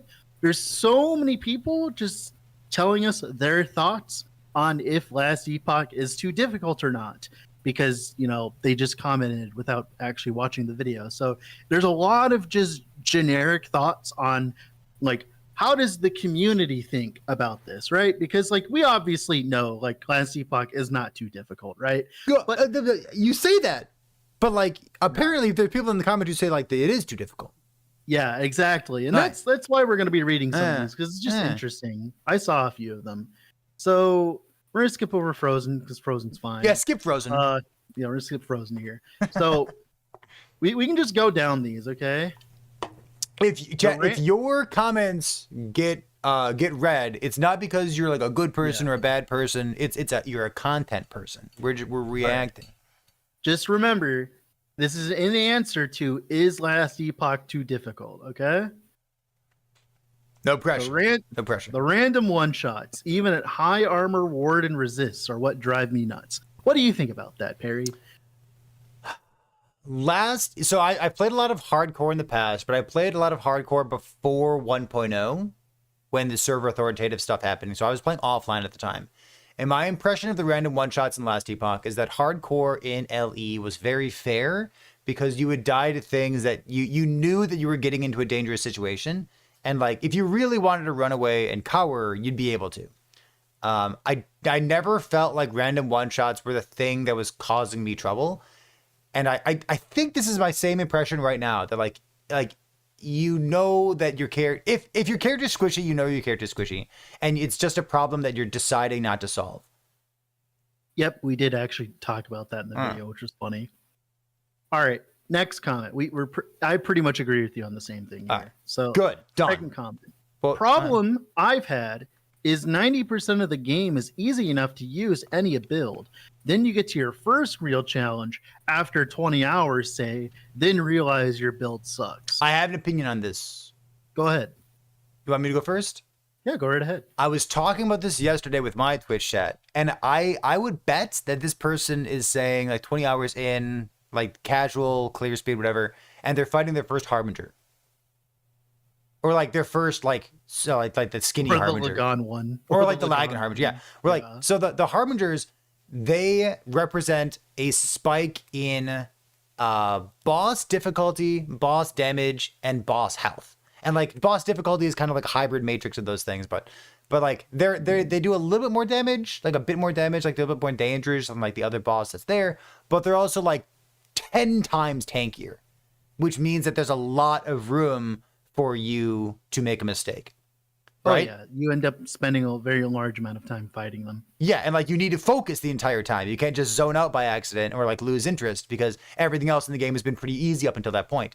And after 20 hours or so, just the fact that they say 20 hours makes me think this is a comment about Harbingers.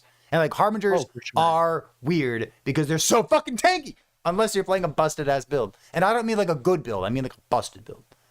Oh yeah, for sure. So my opinion on this is I do agree that some parts of the early game was a little too easy. I think a good example is your normal monoliths, right? I'll compare some of the kill times that I have with the normal monolith enemies, and then I'll get to empowered, and then I'll compare times, and it's such a drastic difference in difficulty in general. In terms of for instance, normal mono Lagan is significantly less difficult than empowered Lagan by multiple magnitudes, because he enters this amount of damage that most things will stun you. So you have to be I've got another thought about this. So I was watching a dev stream 10 years ago with Mike playing, and he said something that I think resonates. He said something that I think echoes what a new player might think, especially if they're coming over from Path of Exile, which is I just did my level 75 Echo. Should I go to the 85 Echo, which is plus 10 levels, or should I go to the level 80 Echo instead? Or if they're in level 90 Echoes, I think this is this is the words that came out of Mike's mouth. It was something along the lines of am I ready for empowered yet? Or should I, he just unlocked empowered, it's he was ready to go. Or should I go back and farm another level 90 mono again in order to prepare better for level 100? And you and I would never in a million years consider farming another level 90 after unlocking level 100. You would just go do empowered, right? Oh, for sure, yeah. So, so when you said like the early game is too easy, I think the monoliths, like the first 5 whatever monoliths you do, they don't really increase in difficulty. It's kind of like a static difficulty that whole time. Like your character is getting stronger much faster than the content is getting harder, right? Yeah, the only jumps in difficulty I ever see is not in terms of the stats of the monsters and how tinky they are, but in terms of what kind of monsters you're fighting. Yeah, for sure. I would like to see a steeper difficulty curve between like the first 5 monos, like going from the level 55 up to like the 85. Yeah, I would like to see that. Just a little bit more, just so it's a little bit more normal. Yeah, right? because I agree with them. All right, this one, I just thought this one was funny. Pause? Yeah, pause would be nice. Well, because, you know, you're talking about Dead gamer, dead gamer. I wouldn't say it's too terribly difficult / complex, but it does have this amazing ability to humble me when I'm least expecting it. Oh, you mean when you walk into a monolith and there's 20 diamond matrons in front of you? Yeah. It's this tricky thing, and like again, this reminds you of like playing hardcore. When you walk into an echo that has like really toxic monster types, it's like on the one hand, like I could just leave. And I know Dread just leaves because he, you know, doesn't have the same kind of fun in this game that I do. But like I walk into a really toxic echo and I'm like, fuck, I wish there was a reason to do this. I wish there was any reason to do this echo. And sometimes most of the time I just do it anyways because they're really, really fun. And like, dying is fun too. Oh, if I'm pushing to like empowered monos, I won't do it. But if I'm like actually in empowered monos, I'll actually do it because there's odds are things will actually drop, right? Oh, but it's just so in cool. normal monoliths, you just don't want to be in there, right? Mm-hmm. So this one's interesting. I started last week, put in a ton of hours and got to Corruption 300 as a crit Shatterstrike spellblade before putting it aside. The game is generally very easy, but it can feel very hard sometimes because enemy damage is all over the place. Obviously, biggest one is the monos are easy, so you feel like your damage and bulk are good. Then you go up against a Shade or a Harbinger, yup, and realize your damage is garbage and your survivability is garbage. So I think what's happening here for him, I'll probably we'll read the rest in a second. We'll parse it in chunks. So I think what's going on is he's playing like a very low EHP like Shatterstrike build, and he's just trying to kill stuff quickly. And most of the game isn't balanced around just like ZHP build, right? Where you just try to do as much damage as possible. But then he, hits, the Harbingers, and all of a sudden he's like, oh, they're not dying immediately. And he gets one tapped immediately because he doesn't have the defenses set up for it. So that's interesting. What do you think about that part? Totally agree. I'm reading the next sentence as well. He says, sometimes you still get one shot even in monos, especially from a dot. This reminds me of the conversation that we had after the Gazi interview when they were talking about reducing the scaling damage over time. The damage over time scaling from corruption. And you pointed out that this is a buff to ward. One of the first couple builds that I played in Last Epoch was a Spellblade proccing Lightning Blast a whole bunch of times, back when Lightning Blast was something worthwhile to proc. That build was super fun for me to play. It had like a relatively low ward number, but it was still fun, like while in combat. And I remember one of the people that was in chat, they described my build as like tanky until it's not, or like ward is good until it's not. And when you have low armor, like they probably have low armor, right? Like they're relatively new to the game. Yeah. They probably have like low armor. They're only corruption 300. They're playing a Spellblade. They're playing, they probably have a very squishy build, but they probably generate 3,000-4,000 ward while they're fighting stuff. And like that number looks good because it's much higher than the amount of HP that you have. But if you had 3,000 or 4,000 HP, you'd be significantly tankier than this person, right? And of course. Yeah. And the ward dwindles down. They walk in damage over time. They die. Like, yep. That's what it is. Yep. Another thing that's interesting to me that I've noticed since I've fought so many Harbingers in a row, I actually have thoughts on this part. Also, mechanically, some slow telegraph boss attacks do no damage, and you think that you're okay, but then the boss does another slow attack, and this one-shots you. So you never know what to expect. So I actually have a direct answer to this. Tell me. It's because certain boss abilities either hit twice or 3 times without your knowledge. Like, for instance, you know the slow Harbinger, the fat one? I just died to this recently. There's a fat Harbinger in the Fall of the Outcast one where he hits you with the slam, then hits you with the fire wave. And if you sit right on his nuts, he only hits you with the slam, but not the fire wave, or other way around, right? But if you're standing just a smidgen in front of him, Yeah, like 6 to 8 inches in front of his nuts. Yeah, yep, that's the you will worst get place hit to by be. both, and you will die because of it. And that's not very communicated. You don't know that there's double hits on things. Like, for instance, the wave, when he does the slam and does the wave, that has the same thing. Yeah. The best way to face tank that kind of stuff is just literally be right on top of him. Or behind him. Or behind him, yeah, either not face tank it. Like, you could just move. Yeah. Then there Yeah. are some fast attacks that require fairly twitchy reaction that will one-shot you, some female harbingers. That will make you wonder why you're building bulk anyway if you're expected to no-hit kill the boss anyways. I feel that way about the female harbingers. What do you think? I agree with female harbingers. I did a sentinel run through the harbingers recently as like an SSF start to do some practice. And I was just kind of like, remember, yep. yeah, and I was just kind of like seeing how far I can go on autopilot. Like, what are the problems that I need to fix? And one of the problems that I needed to fix, and this is going to be Sentinel specific, so it's not for this person in particular, but maybe there's some tangents, or maybe there's some parallels. What I realized after taking like a 9-month break from last epoch is that I had forgotten to prioritize base types.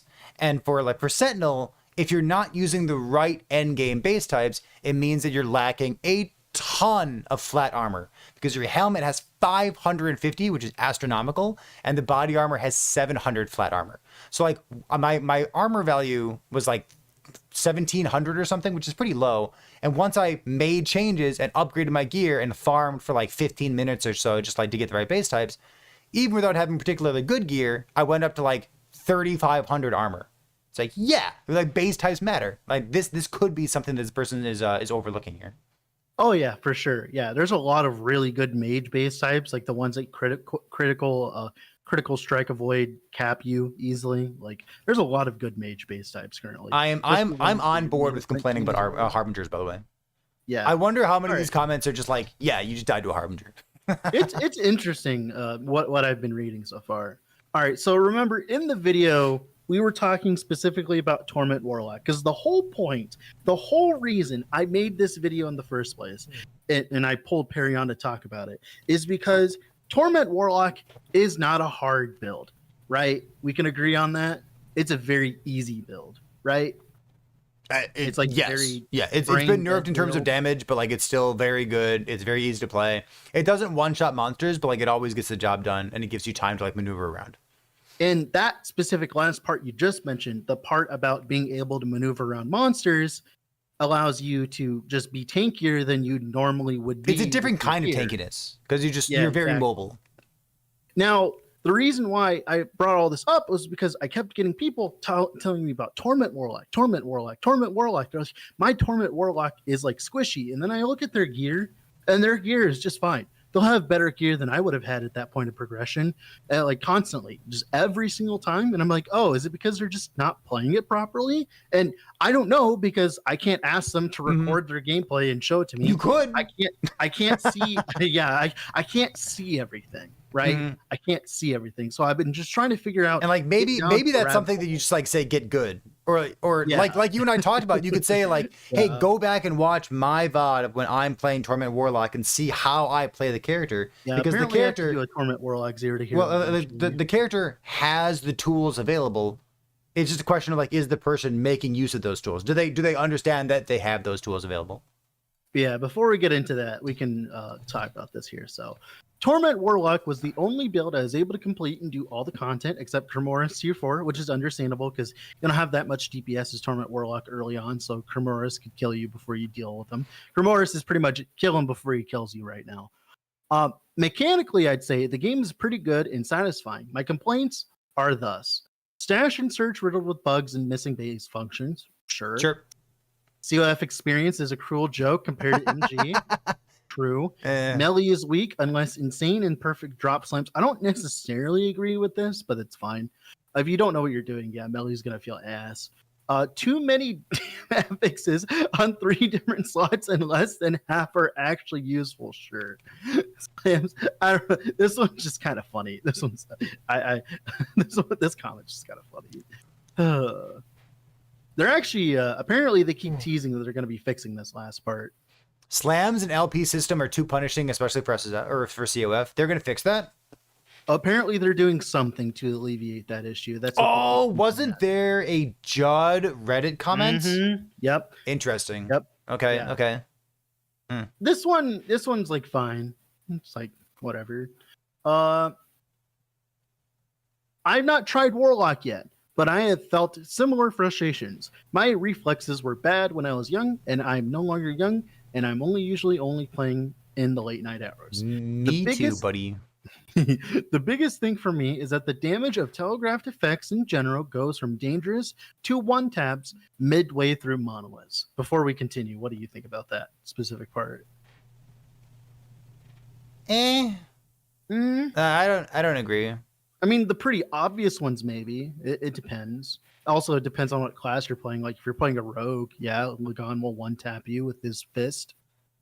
Like, that will happen. It might be an instance of, like, not upgrading your gear along the way. Because, like, the difficulty progression in monoliths is very slow relative to how fast your character improves. And, like, as an experienced player, I often find myself, like, upgrading my character, like, around level 40 or so.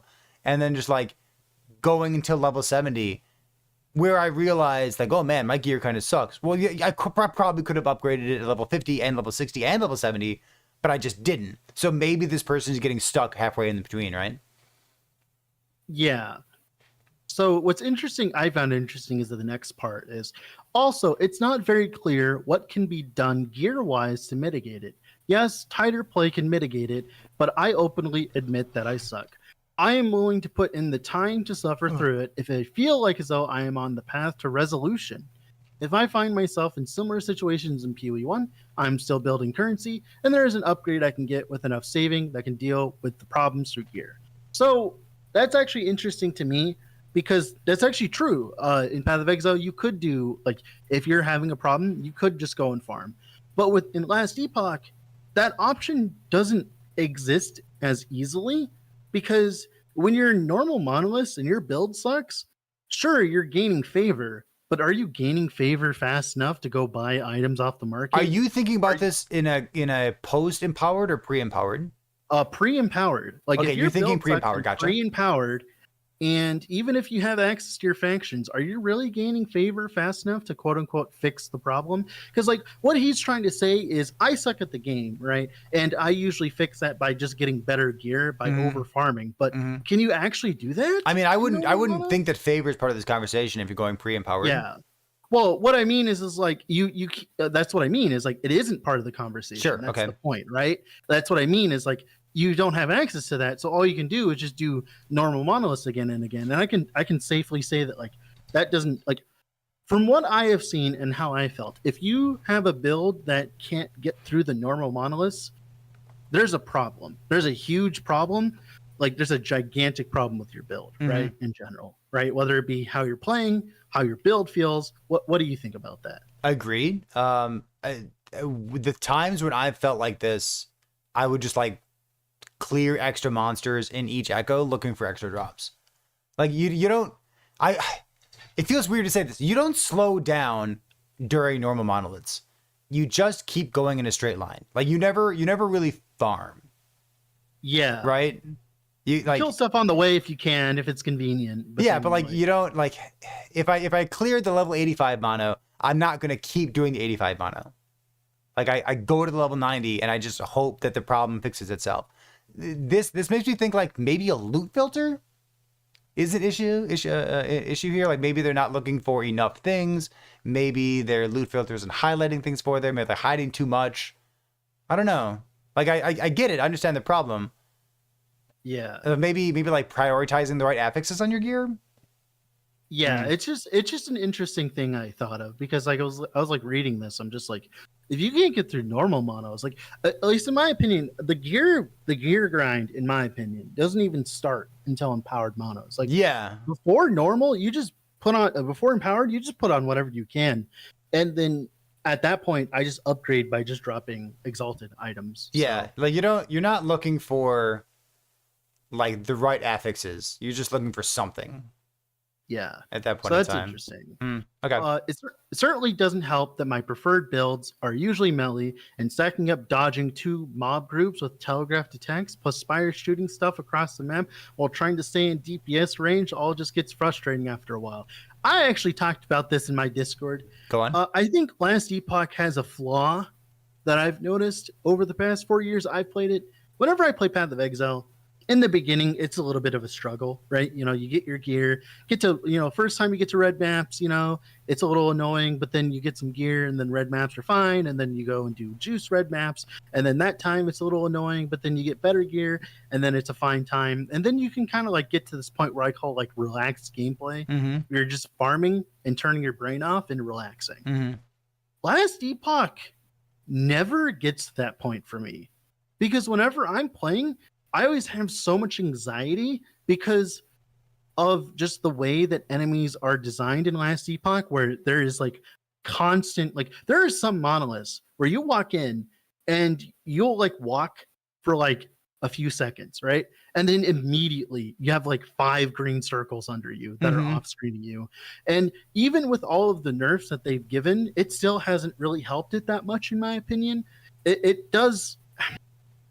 Do you get what I'm trying to say? I do. I'm going to read a Twitch chat comment, though. Someone said, I thought that's why we liked Last Epoch, because it demands an actual amount of brain power.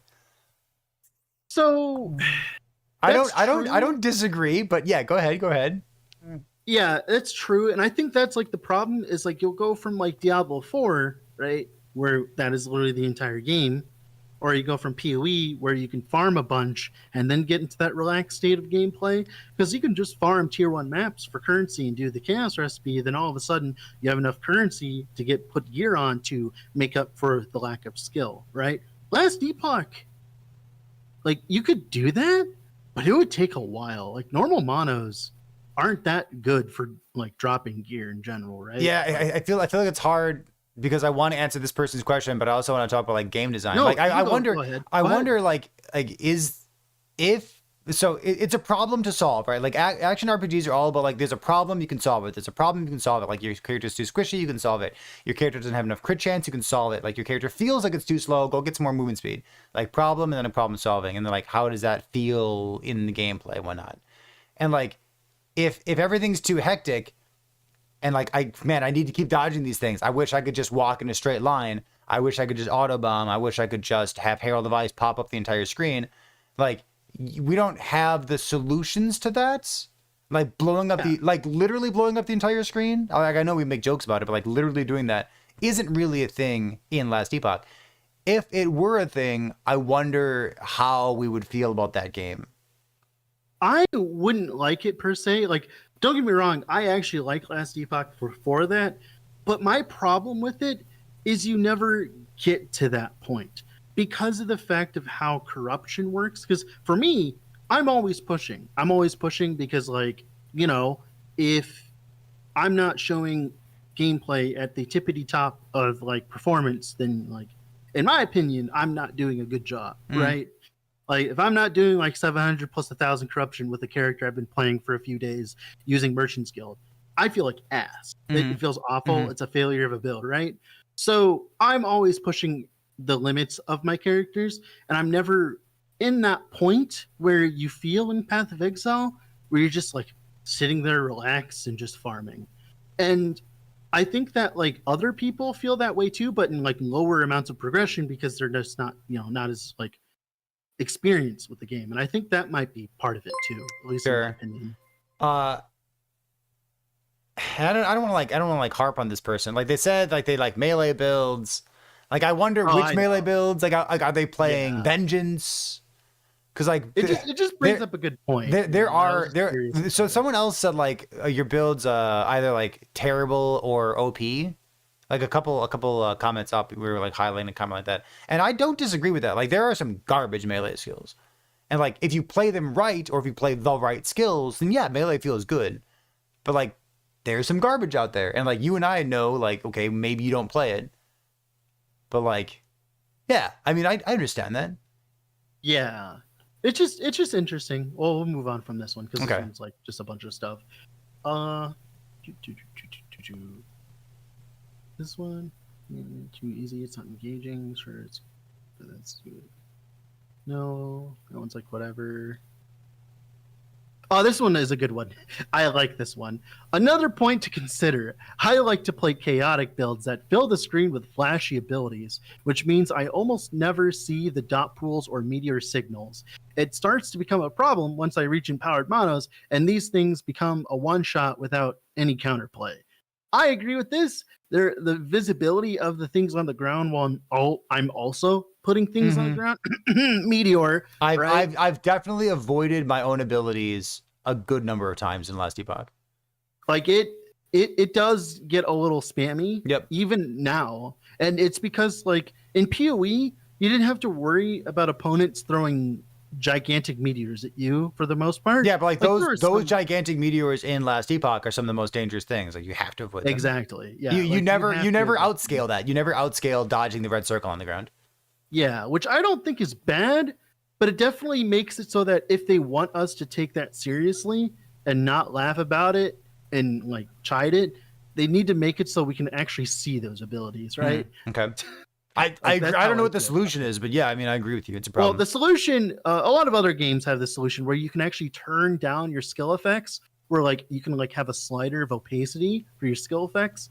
I've seen that work pretty well, especially for games like Torchlight and stuff, where you can like have a slider where you turn down the opacity. I want to see. Are you going to play SWD next patch? No, I'm not. You're not. No. I wanna like interview some content creator who plays ASWD. Oh, you know who I want? You know who I want to talk to? I want to talk to Who's like that? Trickster or something. Mm-hmm. Yeah, the guy who only fucking plays Marksman. Yeah, I mean, Marksman has all these problems. Yeah, like, and for more. sure. But like, I want to talk to someone who like exclusively plays ASWD because like surely he's going to, right? Yeah, just interesting. Someone said, This "What's one is- ASWD?" Oh, I assume you're not memeing, but like I don't know, WASD. There's gonna be ASWD control in patch 1.2. I like how Judd said it. WASD. WASD? No one calls it WASD. I call it ASWD, but sue me, whatever. All right, here's a good one. When it comes to the whole, this build is good, but new players might not understand why. I think this is something ARPGs need more of when it comes to beginner content. Frozen Sentinel's video explaining the mechanics of Frostclaw and why it's so good made me want to cycle start it before I saw Heartseeker because of how easy it was to see and understand where the power of the skill comes from. If more build guides took the time to start to explain the main skill or intent of the build, like I do in every video, and showed its offensive or defensive mechanics, like I do in every video, to help beginners understand why they might want to play the build, I think it would help new players a lot. It's interesting because like I do this, but I don't think people care that I do it. It's kind of interesting. What's your thoughts on this? Yeah, I agreed. It's a good comment. Yeah, I agree. It is a good comment. And like, it's just like I think the other day I was talking about like OP builds, and we use the word OP colloquially, but we don't really describe why it's OP. Like some builds are OP because you can face tank everything. Some builds are OP because they have enough damage and you're allowed to wander around like Sonic Fissure. Some builds are OP because they have crazy single target damage. Like they're OP for different reasons, right? Yeah, like this build is good, but new players might not understand why. And like especially calling out Frozen Sentinel, like Sentinel did, Frozen Sentinel, whatever you want to call him. He did a great job on his videos, and like all of his videos have like a lot of care that's gone into them. So yeah, shout out to him.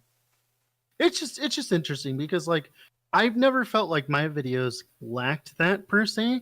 It's just like the problem is like some of them are decently long. I guess maybe that's the problem.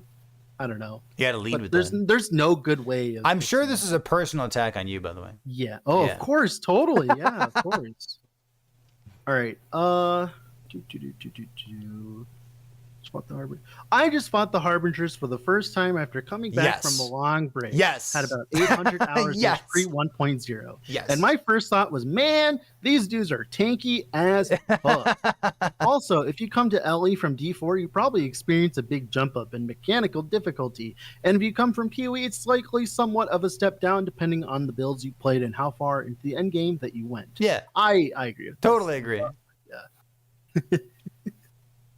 It's like the Harbingers. It's so weird because like I fought them enough now that I don't care, but I definitely felt this way when they first came in. Yeah, there's a lot of people who play this game who haven't just killed 190 Harbingers in a row. Oh yeah. I would assume. I would say that the majority of people didn't spend the past 2 months killing 190 Harbingers in a row. Yeah. Okay. This one's funny. It says Dad Gamer. Dad Gamer. So as a dad gamer myself and someone who's played both D4 and LE, I think one of the biggest differences is the content in D4 is meant to be beat by every build, whereas while you can in Last Epoch switching out a skill to make the fight much easier. The first thing that comes to mind is having a movement ability against Lugan, especially at higher corruption. LE does a great job letting you swap stuff on the fly, but I don't know if the game always communicates that. Yeah, I've had this issue a lot. So for instance, one of my favorite ways of playing Spellblade right now is to use Flame Reeve for clear, and then use Surge for single target. And I'll like mention that, and people are like, "Wait, you can do that?" it's something interesting. So And wait, they do you talk have about- both of them spec'd all the time? Yeah, I have both of them spec'd all the time. Sure, okay. I just move them on the bar because I'll have like Oh, an gotcha. unspecialized teleport or something. Oh, sure. Okay, I like that. And the thing that's interesting about it is like not many people understand that you can do this, and not many people want to do this. And Last Epoch has definitely done their like they've done a lot of effort to make it so people don't want to do this. Like for instance, how the plus levels work and all that, right? Like trying to like pull out like weapon swap, right? Like for instance, I'm sure like I've done a few builds now for the 10 out of 10 Harbinger runs where I've swapped out weapons. Like for instance, I was playing like a Infernal Shade Warlock, and I was swapping out my Ghostmaker, which casts Infernal Shade on kill, which was really good for clear. I would swap that out for an item that just gave me better damage for single target. And I don't think people have really wrapped their mind around this part. Like you can do that. You're allowed to change your weapon if you want to. Two thoughts on this. First of all, are there really people out there who are playing this game without a movement skill? I mean, that's why they put Evade in the game. Apparently EHG thinks so. Well, they said the first thing that comes to mind is having movement skill, especially against Lygan on a higher difficulty. Like, are people? Yes. Yeah, People. yes, Twitch chat says people, yes. People do this. There That's are people lunacy. who play with like 5 minions on their bar without Dread Shade. Like I've seen it before constantly. Yeah. Yeah, like I've seen it all the time. Yeah. So that's wild to me. My second. That's first, why they added Evade in the first place. By the way. it? I mean. Yeah, no, that's literally what they said. They said because they want to have a baseline of difficulty or Evade. baseline of movement. Well, they wanted it because they were designing bosses that without movement skills would be very difficult to kill. And well, yeah, they but like wanted I thought Evade. when they said without movement skill, I thought they meant sentinels with lunge. No, Is that not what they meant? just Did they in mean general. literally without? Mm-hmm. All 5 skills on their bar, not a movement skill. That is what they meant. Huh. Yeah. My other it's thought, a thing. I'm going to move on from this. Holy moly. My other thought is I do feel that, so I just looked this up, so I keep saying it. 3.5 years been playing this game. I feel as though as time goes on, I'm more and more willing to, and I'm also more and more looking for the opportunities to do swaps for boss single target damage. And like I've had so many videos sent to me by people who are showing off their DPS against bosses because A, I like seeing them, and B, people love flexing how good their single target damage is. And all these videos, a lot of them start with like them walking into the boss arena and swapping out 2, 3, 4, 9 pieces of gear, including idols. Like, people do this, and I should do this more. And I guess the rest of people who are listening to this should probably consider looking for ways to swap out single target stuff. Like, you can't do weapon swaps, but you can do idol swaps. You can do boot swaps. You can do weapon swaps. I don't know. You can even do plus level swaps if you True. really want to. Big mood. Like for instance, there's like a few skills where you unspecialize a skill, turns out you do like 3 to 4 times the damage. You just don't do any single target. Like a good example is a lightning blast. A lightning blast, if you unspec out of the chain node, out of the chain to the same target node, all of a sudden it becomes a decent clear skill. True. But then you set it back in, it's a good single target. It's just people don't want to do this because it's annoying as hell. Yeah, I've done like boot swaps, but pretty frequently, and I think boot swaps are like super easy to do. I like that. Yeah, it's just interesting how it's changed over the years. Also, I think D4 builds in such a way that face tanking without any real mechanical skill is viable in that game, and it just isn't in Last Epoch. Totally agree. Totally agree.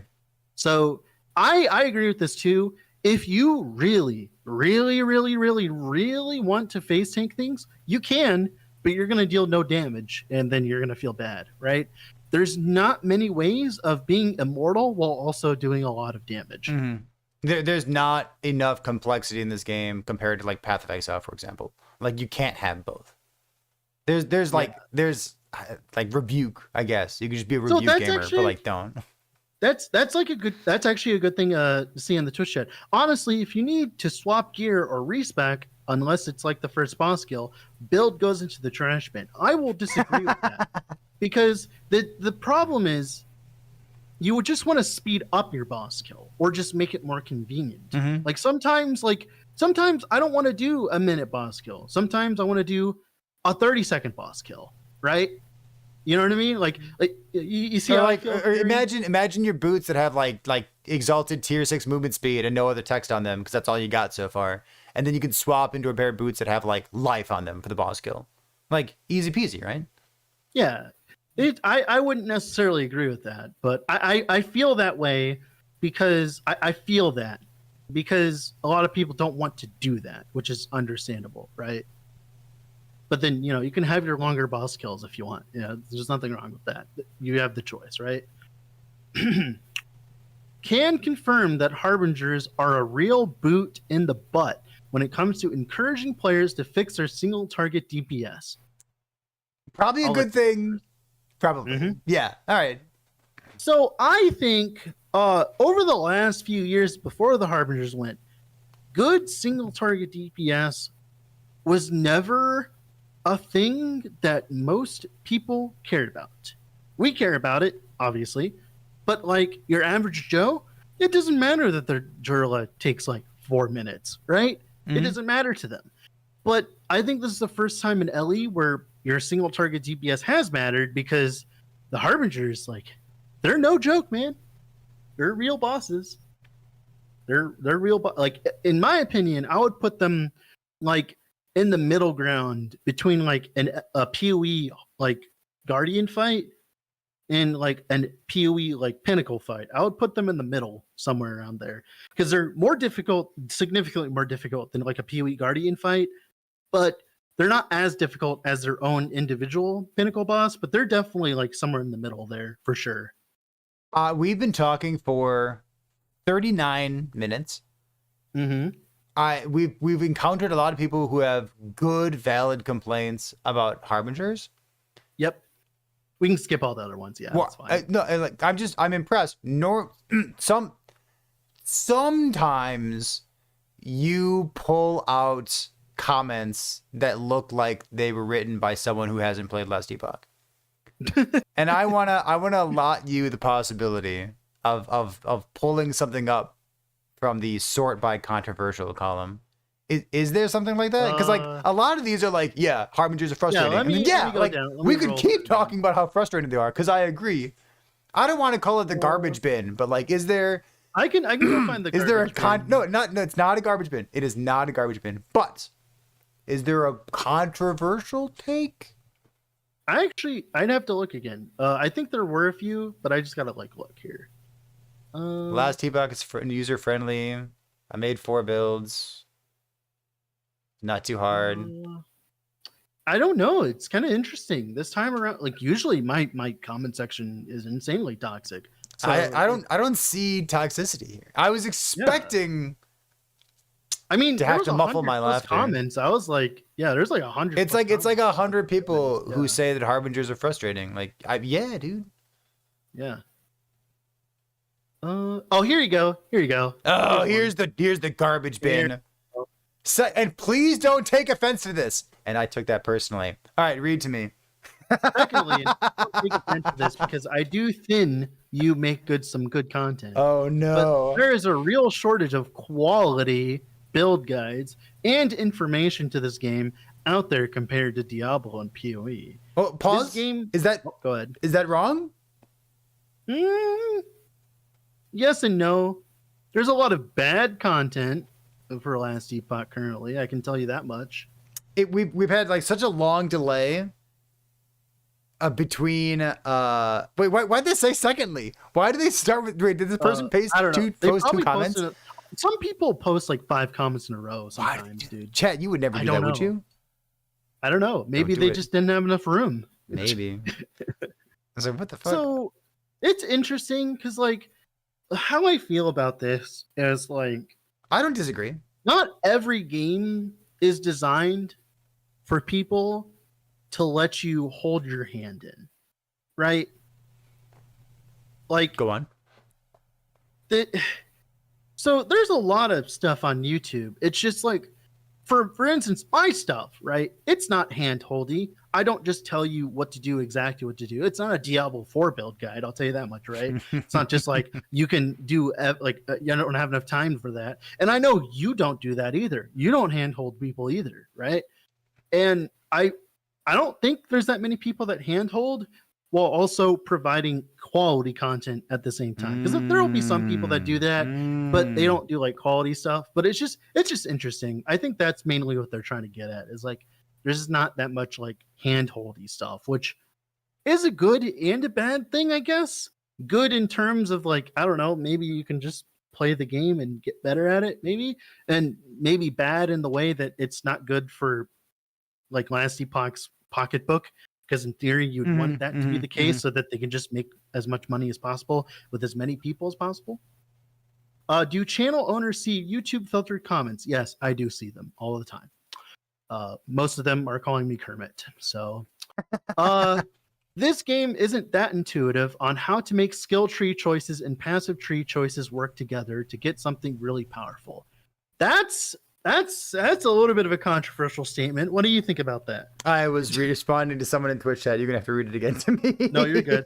Okay, so this game isn't that intuitive on how to make skill tree choices and passive tree choices work together to get something really powerful. This game is not that intuitive on how to make skill tree choices.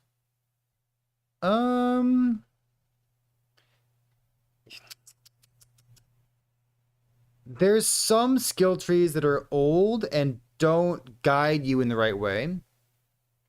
They tried chain hammers, the that's why. newer skill trees do guide you through like what they should be doing, right? So like some of the skills do, some of the skills don't. I guess you need to know what to, the very first thing that I would say to somebody who's asking this question to me, I would say, pop open a skill tree, Control F more, Control F multiplicative, Control F convert. And then I would say, hover your mouse over the nodes that look like diamonds instead of circles, like those hexagon nodes. Because I call them keystones. There's no real name for them because they kind of remind me of keystones from Path of Exile. And like those are like the really influential nodes that alter how a skill is going to work. And like those 3 pieces of information, the game doesn't tell you to do that. And you don't know to look for more and multiplicative damage unless you're familiar with this style of game. Or you've spent half an hour poking around already and you get the gist of it. But like, I guess without that information, yeah, I guess it doesn't help. Yeah. But also as well, like, isn't that like half the fun? Right? I would Like- say yes, but I'm okay with failing. Yeah. I guess I that's make a good point, joke about myself with some frequency on stream, especially when I'm playing like a brand new game for like variety content. And like for better or for worse, I learn by doing things. I don't learn by like reading it. I don't learn by like watching a video about it. I learn by doing it. Like those other things help, but like ultimately I like doing things. I like seeing the mistake and then learning from there. So like I'm pretty okay with like, oh, this thing fucking sucks, but now I've experienced why it sucks, and I know what the new emotion is, and like how bad this feels, and now I'm gonna go fix it. But like, Okay. if you hate failure, then you're gonna have a real different impression of that.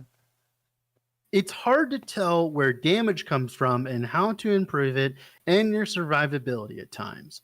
I rely on detailed guides that help explain how the build works, what choices really affect the damage and survivability the most, what stats and gear can make this work on a budget, what is mid-game gear versus end-game. I'll be honest, bud, to answer this specific question, There is whatever no fucking mid-game. drops. Whatever fucking drops. For the first day of gameplay, whatever fucking drops, dude. It's like it's really no. So you want to know what endgame gear is? Endgame is like the right exalted affix on the right base type. There you go. If you want some shorthand for this, yeah. Because your mid game gear. Sorry to like, go back on this. Your mid game gear is either the right base type or the right exalted affix. That's what your mid game gear is. And if it's not either of those, then it's early game gear. There, done. First to that's kill Uber done. Aberroth won't even be a veteran player. It'll be a sweaty tryhard from PoE. You know that like the first normal Aberroth was like just the last epoch dude, right? It was just like someone playing from like the eastern countries with like Falconer, right? I won't argue about that. So what stats make the most difference and you to focus on? There are so many uniques in this game, as well as that can be also overwhelming. I don't necessarily need handheld. I don't need handheld, but then he says this. Oh, be nice to them. I know. But I like having the information to work through and piece together how to make something work based on what I have. You can do that by looking at the game. Yeah. So yeah. I'm trying to figure out, like, I feel like I had a conversation with my 3-year-old recently about this. And I forget what it is, so it's not going to be as eloquent. But, like, just imagine me saying this, but, like, much more eloquently. You can do it.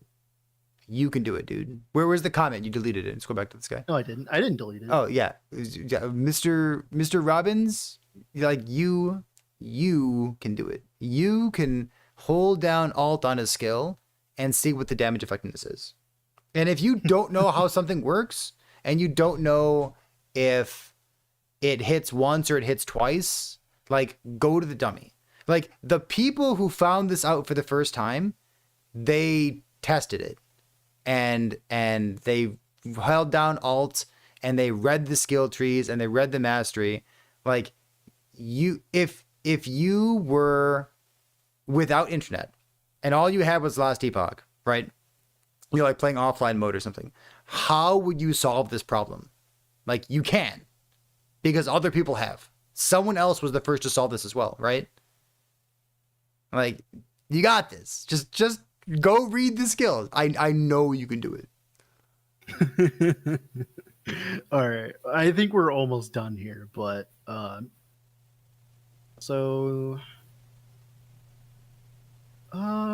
the only thing I can think about when people have struggles with builds is because they don't use the right rotation of skills on packs versus bosses. Maybe you can say more about the skill rotation and the interactions in your videos so a new player understands how and why the skill works in a certain way. So, my answer to this, there's a reason why there's gameplay in the video, no? Yes. Can't you tell what buttons I'm pressing on my bar? If you just look at my bar, is that too much to ask so for? you used to do this. You used to say, like, oh, you know what? When the damage dummy was in the end of time, you did this in your videos. Yeah. You'd say, oh, my common rotation is to, like, bone curse and then transplant on top of them, and then I run around using regular blood in the meantime. Like, you used to do this in your videos. Mm-hmm. Yeah. It's just interesting because it's just like, I don't know. It like. It's a good example of how Frozen Central explained literally every detail of how. Okay, listen. Is that good? Is that what you want, people? Yeah, like that's a lot of detail. My problem is, like, I don't know, like, like when my parents, when I was younger, Go on. when they told me to go, use the toilet, they didn't show me how to wipe. They just told me to do so, and I just kind of figured it out. Like it's kind of just feels like the same thing here. Like if you're playing like for instance, if you're just playing a werebear build, well, first things off, you should probably be in werebear form, right? Probably, I would assume. And then when you're in werebear form, you have a few skills on your bar. Are you getting You're salty? watching me use swipe. I feel like you're getting salty. I'm getting no. This is just You're getting generically frustrated? I just don't like this mentality of like I need my hand held through almost every single aspect to the point where just like I might as well just reach through the computer screen and play the game for them, right? Like I might as well remote desktop into their computer and just play the game for them. Does that make any sense? Things like this, in a kind of a tangent way, remind me of when I talk about loot filters with new players. Wait a moment. Is that no lifing? Just playing the game? Is that no lifing? It reminds me of talking to new players about loot filters, and you'll see the parallel in just a moment here. Oh, for like sure. I tell new players like it's like I already see the parallel. it's not too hard. It's not too hard. You can do it. Loot filters are one of the best part of the game. They're not one of the worst parts about the game. Like this is one of the reasons I like the game. And so pop it open like it's okay. And it feels as though with regard to loot filters that my job is like damage control from people who have played Path of Exile in the past. Mm-hmm. Like I feel like a therapist, just like, yeah, it's okay. Take a deep breath. I played PoE before. I've been hurt before. Like Laz T-Bog is not so difficult. 4. Yeah, right. Sure. The same thing, but like D4. But like this kind of like this handholdy stuff. Like, dude, just like play the game. Like you can do it. Play the game. Batter your hands. Eat the tartar sauce. I got distracted. What are we talking about? Oh, I said we can just like let me just show you some gameplay here. Like you're watching me play the game, right? So I use Bone Curse on a pack, and then I use Chaos Bolts. Yeah, but you didn't talk about it. Is that hard? Is that hard to understand? Do you? I don't know. Like, and then you also see someone following the channel, which you should do, by the way. True. Make but sure you follow. It's just, oh goodness gracious. Okay, sorry about that. When one underdog story isn't enough, shut up. But yeah, let's. Dread's in the wrong. I don't know if Dread's in the wrong here. Am I in the wrong? You're expecting people to like listen to the words you're saying, focus on the words you're saying, and then also watch the gameplay that's going on. Well, like you know what you can do? Dread, try this. Try having gameplay footage and not talking over it. Yeah, maybe I should do that. Try that. Maybe I should do that. See what's going on. Start the video. Just start the video. Just don't talk at all. Did you know? Just try like some A/B tests or something. You know what? Like, but I feel as though people are scared to make mistakes. If I'm in the wrong for this, then I want to be in the wrong for this because I have respect for human beings. I respect their ability, their own autonomy to make their own decisions and choices. To rip that away from someone, to rip away their choice would be effectively like ripping away my own, my own freedom, right? I don't know. Maybe I'm crazy, but it's just like, I like to at least respect people a little bit, like, isn't it kind of disrespectful? Like when you're trying to do something and you're trying to like work on something and the person keeps popping in. It's like, no, you got to do it this way. No, you got to do it this way. No, you can't put 5 minions on your bar. You need to put Dreadshade there. No, you need to put a movement skill on your bar so you don't fucking die. No, you need to put armor on your gear. No, you need to use right base types. No, you need to put damage on your gear. No, you need to not play minions because they're terrible right now. I think people are afraid to experiment. Like, respeccing in Last T-Bug is easy. It's not easy at level 10, but like it's easy like, level 15, 16, right? Once you get in the game. Yeah. I love it's okay this to make comment. Mistakes. This is my favorite one. This is my favorite comment out of all. If you're having problems with Torment Warlock, then action RPGs might not be for you. Toxic, dude. Toxic. All right, here you go. Here's an interesting one. One of the 17 seconds ago, by the way. No, this person's in Twitch chat. Okay, go ahead. One of the builds I played, which I think was straight out of Max Roll, was some Dreadshade Fire Turret minion. Yeah, yep. flame race. Mhm. Can't remember the name, but let's just say for a necromancer, that build had a lot of buttons to play to be effective. That's a good question here, right? They're talking about Mhm. drain life to get mana. Mhm. That's a question in general. It's like, does Last Epoch require you to press too many buttons? I don't think so. You don't think so? You could This guy say thinks that. So I would say that because one of my talking points in a build guide is like, is this a good streamer build or is this a button intensive build? That's always one of my talking points. And like I would definitely say this. Like I don't like that build because it's very button intensive. Well, ignore this part. Like, who cares? Like, Maxwell's a good team. I know them. They're great. This build is a build I've played before and made videos on. Mhm. Like this specific build. This is like every build in Last Epoch. It's above average. That goes into the higher, like, you know, corruptions. I mean, just like the complexity part about having, like, you know, using your skills, like, you know what I mean? Like that part. Like every build is like that. If you're not using your buttons, you're not doing damage, right? Like if you're playing that build that you were playing the other day, the hammer throw build, if you're not pressing reversal, you're not getting 3 times the damage, right? True. If you're not pressing void cleave, you're not reapplying your thing. If you're not like your hammers, skills are spec'd for a reason. If you're not using it, you should Yeah. spec something else instead. Yeah, I hear you. Yeah, like that's what I'm trying to get at. Is like that's why I get annoyed by comments like this. It's like they're like maybe God, I don't want to say that. I'm not gonna say that. I was like, maybe Last Epoch isn't for you. Somewhere in like the last 10 minutes, Dredd just got really he's like, yeah, fuck these YouTube comments. Well, no, I just get annoyed when people want, like, my problem is like I don't like it when people want to be handheld because that's not what I want to make. Here's what right? we do. We take that last sentence that you just said, we clip it, we put it at the very beginning, we fade out, we fade in, and then we say like, hey everyone, welcome. Look what we're gonna do today. Yeah. Give me one more comment and then we'll wrap it up. Give me one more comment. Yeah, Only one more. Here. Dredd never holds my hand.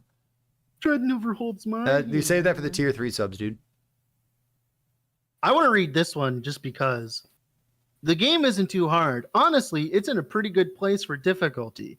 New players that come over just need to take the time to learn builds and actually read how to play them and practice instead of just copy pasting a build and expecting it to play the game for them. I like this one. I love that. Thumbs up this man. One of my one-liners is you got to sign in, dude. Come on. Oh, I love this one. So I was complaining. Remember in the video when I was use weaker items in your build guide. Yeah. Remember when I was saying, how do I make my experience look worse so I can feel how a noob feels? Use worse items. Yeah, you could.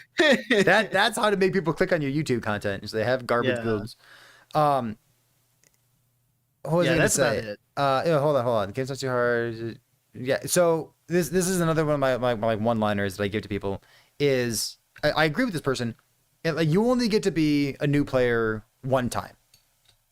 As soon as you like start playing the game, like you're no longer a new player. You no longer get the thrill of like learning something new for the first. And like that's why it feels like Christmas come early when Heartseeker gets added to the game, or when the Sentinel rework gets added to the game, or like when these new because like, you get to learn something new for the first time, but you only get like little tidbits of it because that's what the patch has, only little tidbits. When you're a new player, everything's new.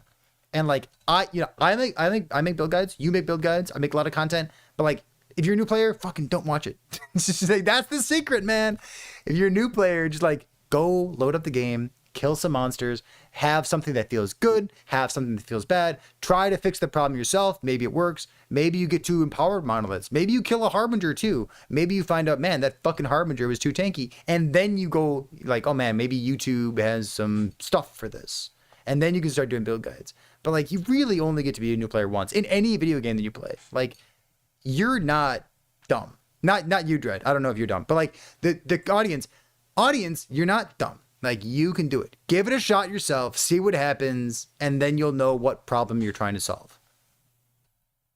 I like this comment in chat. Why do you make builds then? You actively don't like your audience? True. The people who comment are like maybe like 1% of the entire people who watch. Remember, most people watch YouTube videos and don't comment. That's why this is such an enigma, by the way. 100, yeah. That's a lot of comments, dude. It's an enigma, by the way, because like normally I'll like upload a build, I'll get like maybe 20 or something like that. But like like in comparison, the people who comment are like very low percentage amount, kind of like how people who watch Twitch of a video game is a very low percentage amount. That's true. Of That's people true. Who actually play the game, right? I like it. Let's wrap this up. So all in all, is Last Epoch too difficult? Apparently so. Is it the Harbinger's fault? Is it the Harbinger's fault? A little bit. Okay, maybe. Oh no, you know what? I don't think it's the Harbinger's fault. I think it's all of the actions leading up to the Harbingers, in my opinion. Like all of the content leading up to the Harbinger's fault. I don't think the Harbingers. It doesn't prep you well enough for it. Yeah, the problem with the Harbingers is like they are the first time we've actually had content that was actually designed to be difficult, right? That was actually designed to be difficult. The rest of the game hasn't really been designed to be difficult enough, and EHG's been kind of clutching on corruption being that difficulty, right? So yeah, it's interesting. I agree. Yeah. I'm having a good old time memeing with Twitch chat on second monitor here. Yes. But the main conversation, the video, reading these comments has been fun. Reading the live Twitch comments on twitch.tv/ParryThePig also fun. We should do this again sometime. We should make more videos. Yeah. Chat, you should comment on videos so that we get more content like this. It's a good time. Yeah. The content machine must go on. I think that this comment pretty much sums up everything that we feel from reading all of these right here. Harbingers. The problem I've had is 90% of the game is easy enough to use any build, like Cinder Strike. Remember, Cinder Strike isn't a bad skill till you get to Empowered Monos. Then you get to your first real challenge after 20 hours, say. Then you realize if you're playing Cinder Strike and you fight your first Harbinger, you are going to stop playing Last Epoch. Yeah, you probably full stop. You're going to be like, wow, fuck this game. I'm out. Especially if you choose like the Lagan one first. Yes. Completely agree with that sentiment. All right, I'm going to stop the recording. Yep. We'll do this again sometime. See ya. Goodness gracious. All right. Fuck it. Just like you see what? No, but how many? Like, look how many there are. It's a lot of comments, dude. That was fun. That was a good time. Yeah, I thought it was fun too. We probably could have. God, who is this? Manka waifu in the background here. We could have done like how do I gotta stop sharing the waifus. Get the waifu. There we go. Get this out of here. I want to try to make you look better. Oh, I didn't mean to do that. Oh, it's okay. It's okay. I forgot what I was gonna say. It's good. Sorry for my taste in music, chat. I'm sorry. You can make a dread YouTube comment trigger to tier list. It would take a lot of work, but we definitely could. Well, I don't know. It's just the hand-holdy thing. It just like I don't know. I have way more respect for people than to like handhold them. You know, like I would prefer if people just I don't know played the video games. Like I don't know, maybe, like even if it meant me like not like even if it meant when I like uploaded a video on YouTube for a build and it did poorly. I don't care. If that's what it meant, that's what it meant, right? It's I don't know. I have fun. That's the reason why is that's what I have fun with is actually engaging with the game and playing it. Like for instance, learning if like this skill combo works or reading the skill trees and trying to combine things together to make it better. Like for instance, since the last Zero to Hero run, I failed like 4 builds, Perry, and they all got to like Empowered Monos and they all sucked.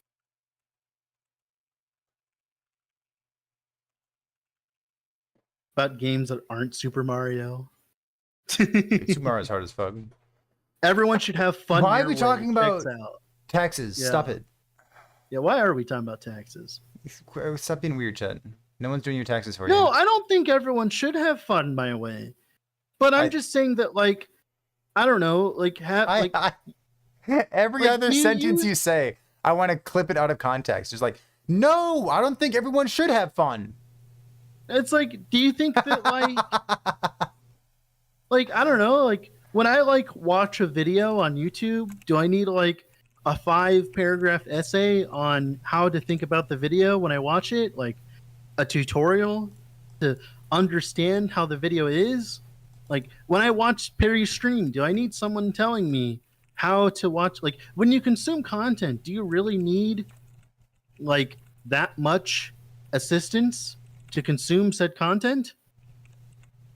Yes, sure, fine, whatever. Then you guys can keep doing that. That's fine. That's just not what I do.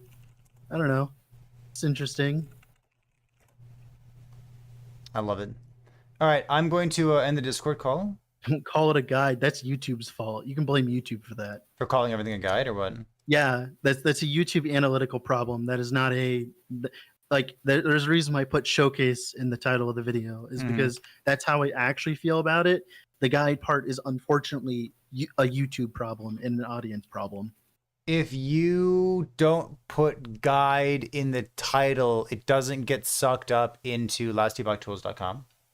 Yeah, if you don't do that, and then if you don't do it there, then people like, because the problem is like the same kind of audience that looks for that kind of stuff looks for like it's a YouTube problem. That is a YouTube problem, not a like. If I would just like to make the title of the video like exactly what the build is, and that's it. But YouTube doesn't play that way. But yeah, I think I've said enough though. So I'll talk to you later, Mr. Perry. All right, see you, dude. See ya. Have fun. Beautiful. I'm clipping out of... There's so many good clips that you could have made there. There were like so many good clips you could have made.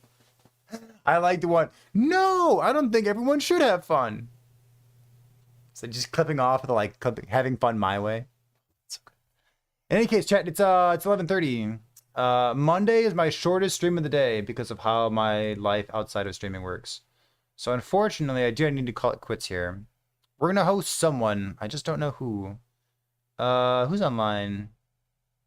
Karn's online. And Melee Run Time to Suffer, baby. Beautiful. If you want to watch Karn, he's always a good watch. I'm gonna host someone else because I like hosting other people as well. Who to host? How about somebody? Comrade, thanks for the follow there. Appreciate that. I don't know what the song that is. It's been in my head all day today. I have no idea what that song is. We're gonna go host someone named Kane. I don't know this person, so I can't vouch for them. But I do like hosting new people and meeting new people as well. So this person's playing a Marksman. Done. All right. Let's go host the Marksman, dude. Is Aberroth? I didn't see Aberroth online. I might have overlooked it. I don't think so. I feel like that name definitely would have jumped out to me. Cool. Is that Fleetwood Mac? Is it? I don't know, dude. You tell me. Yeah, thanks for being here. I'll see you next time, all right? Have a good night.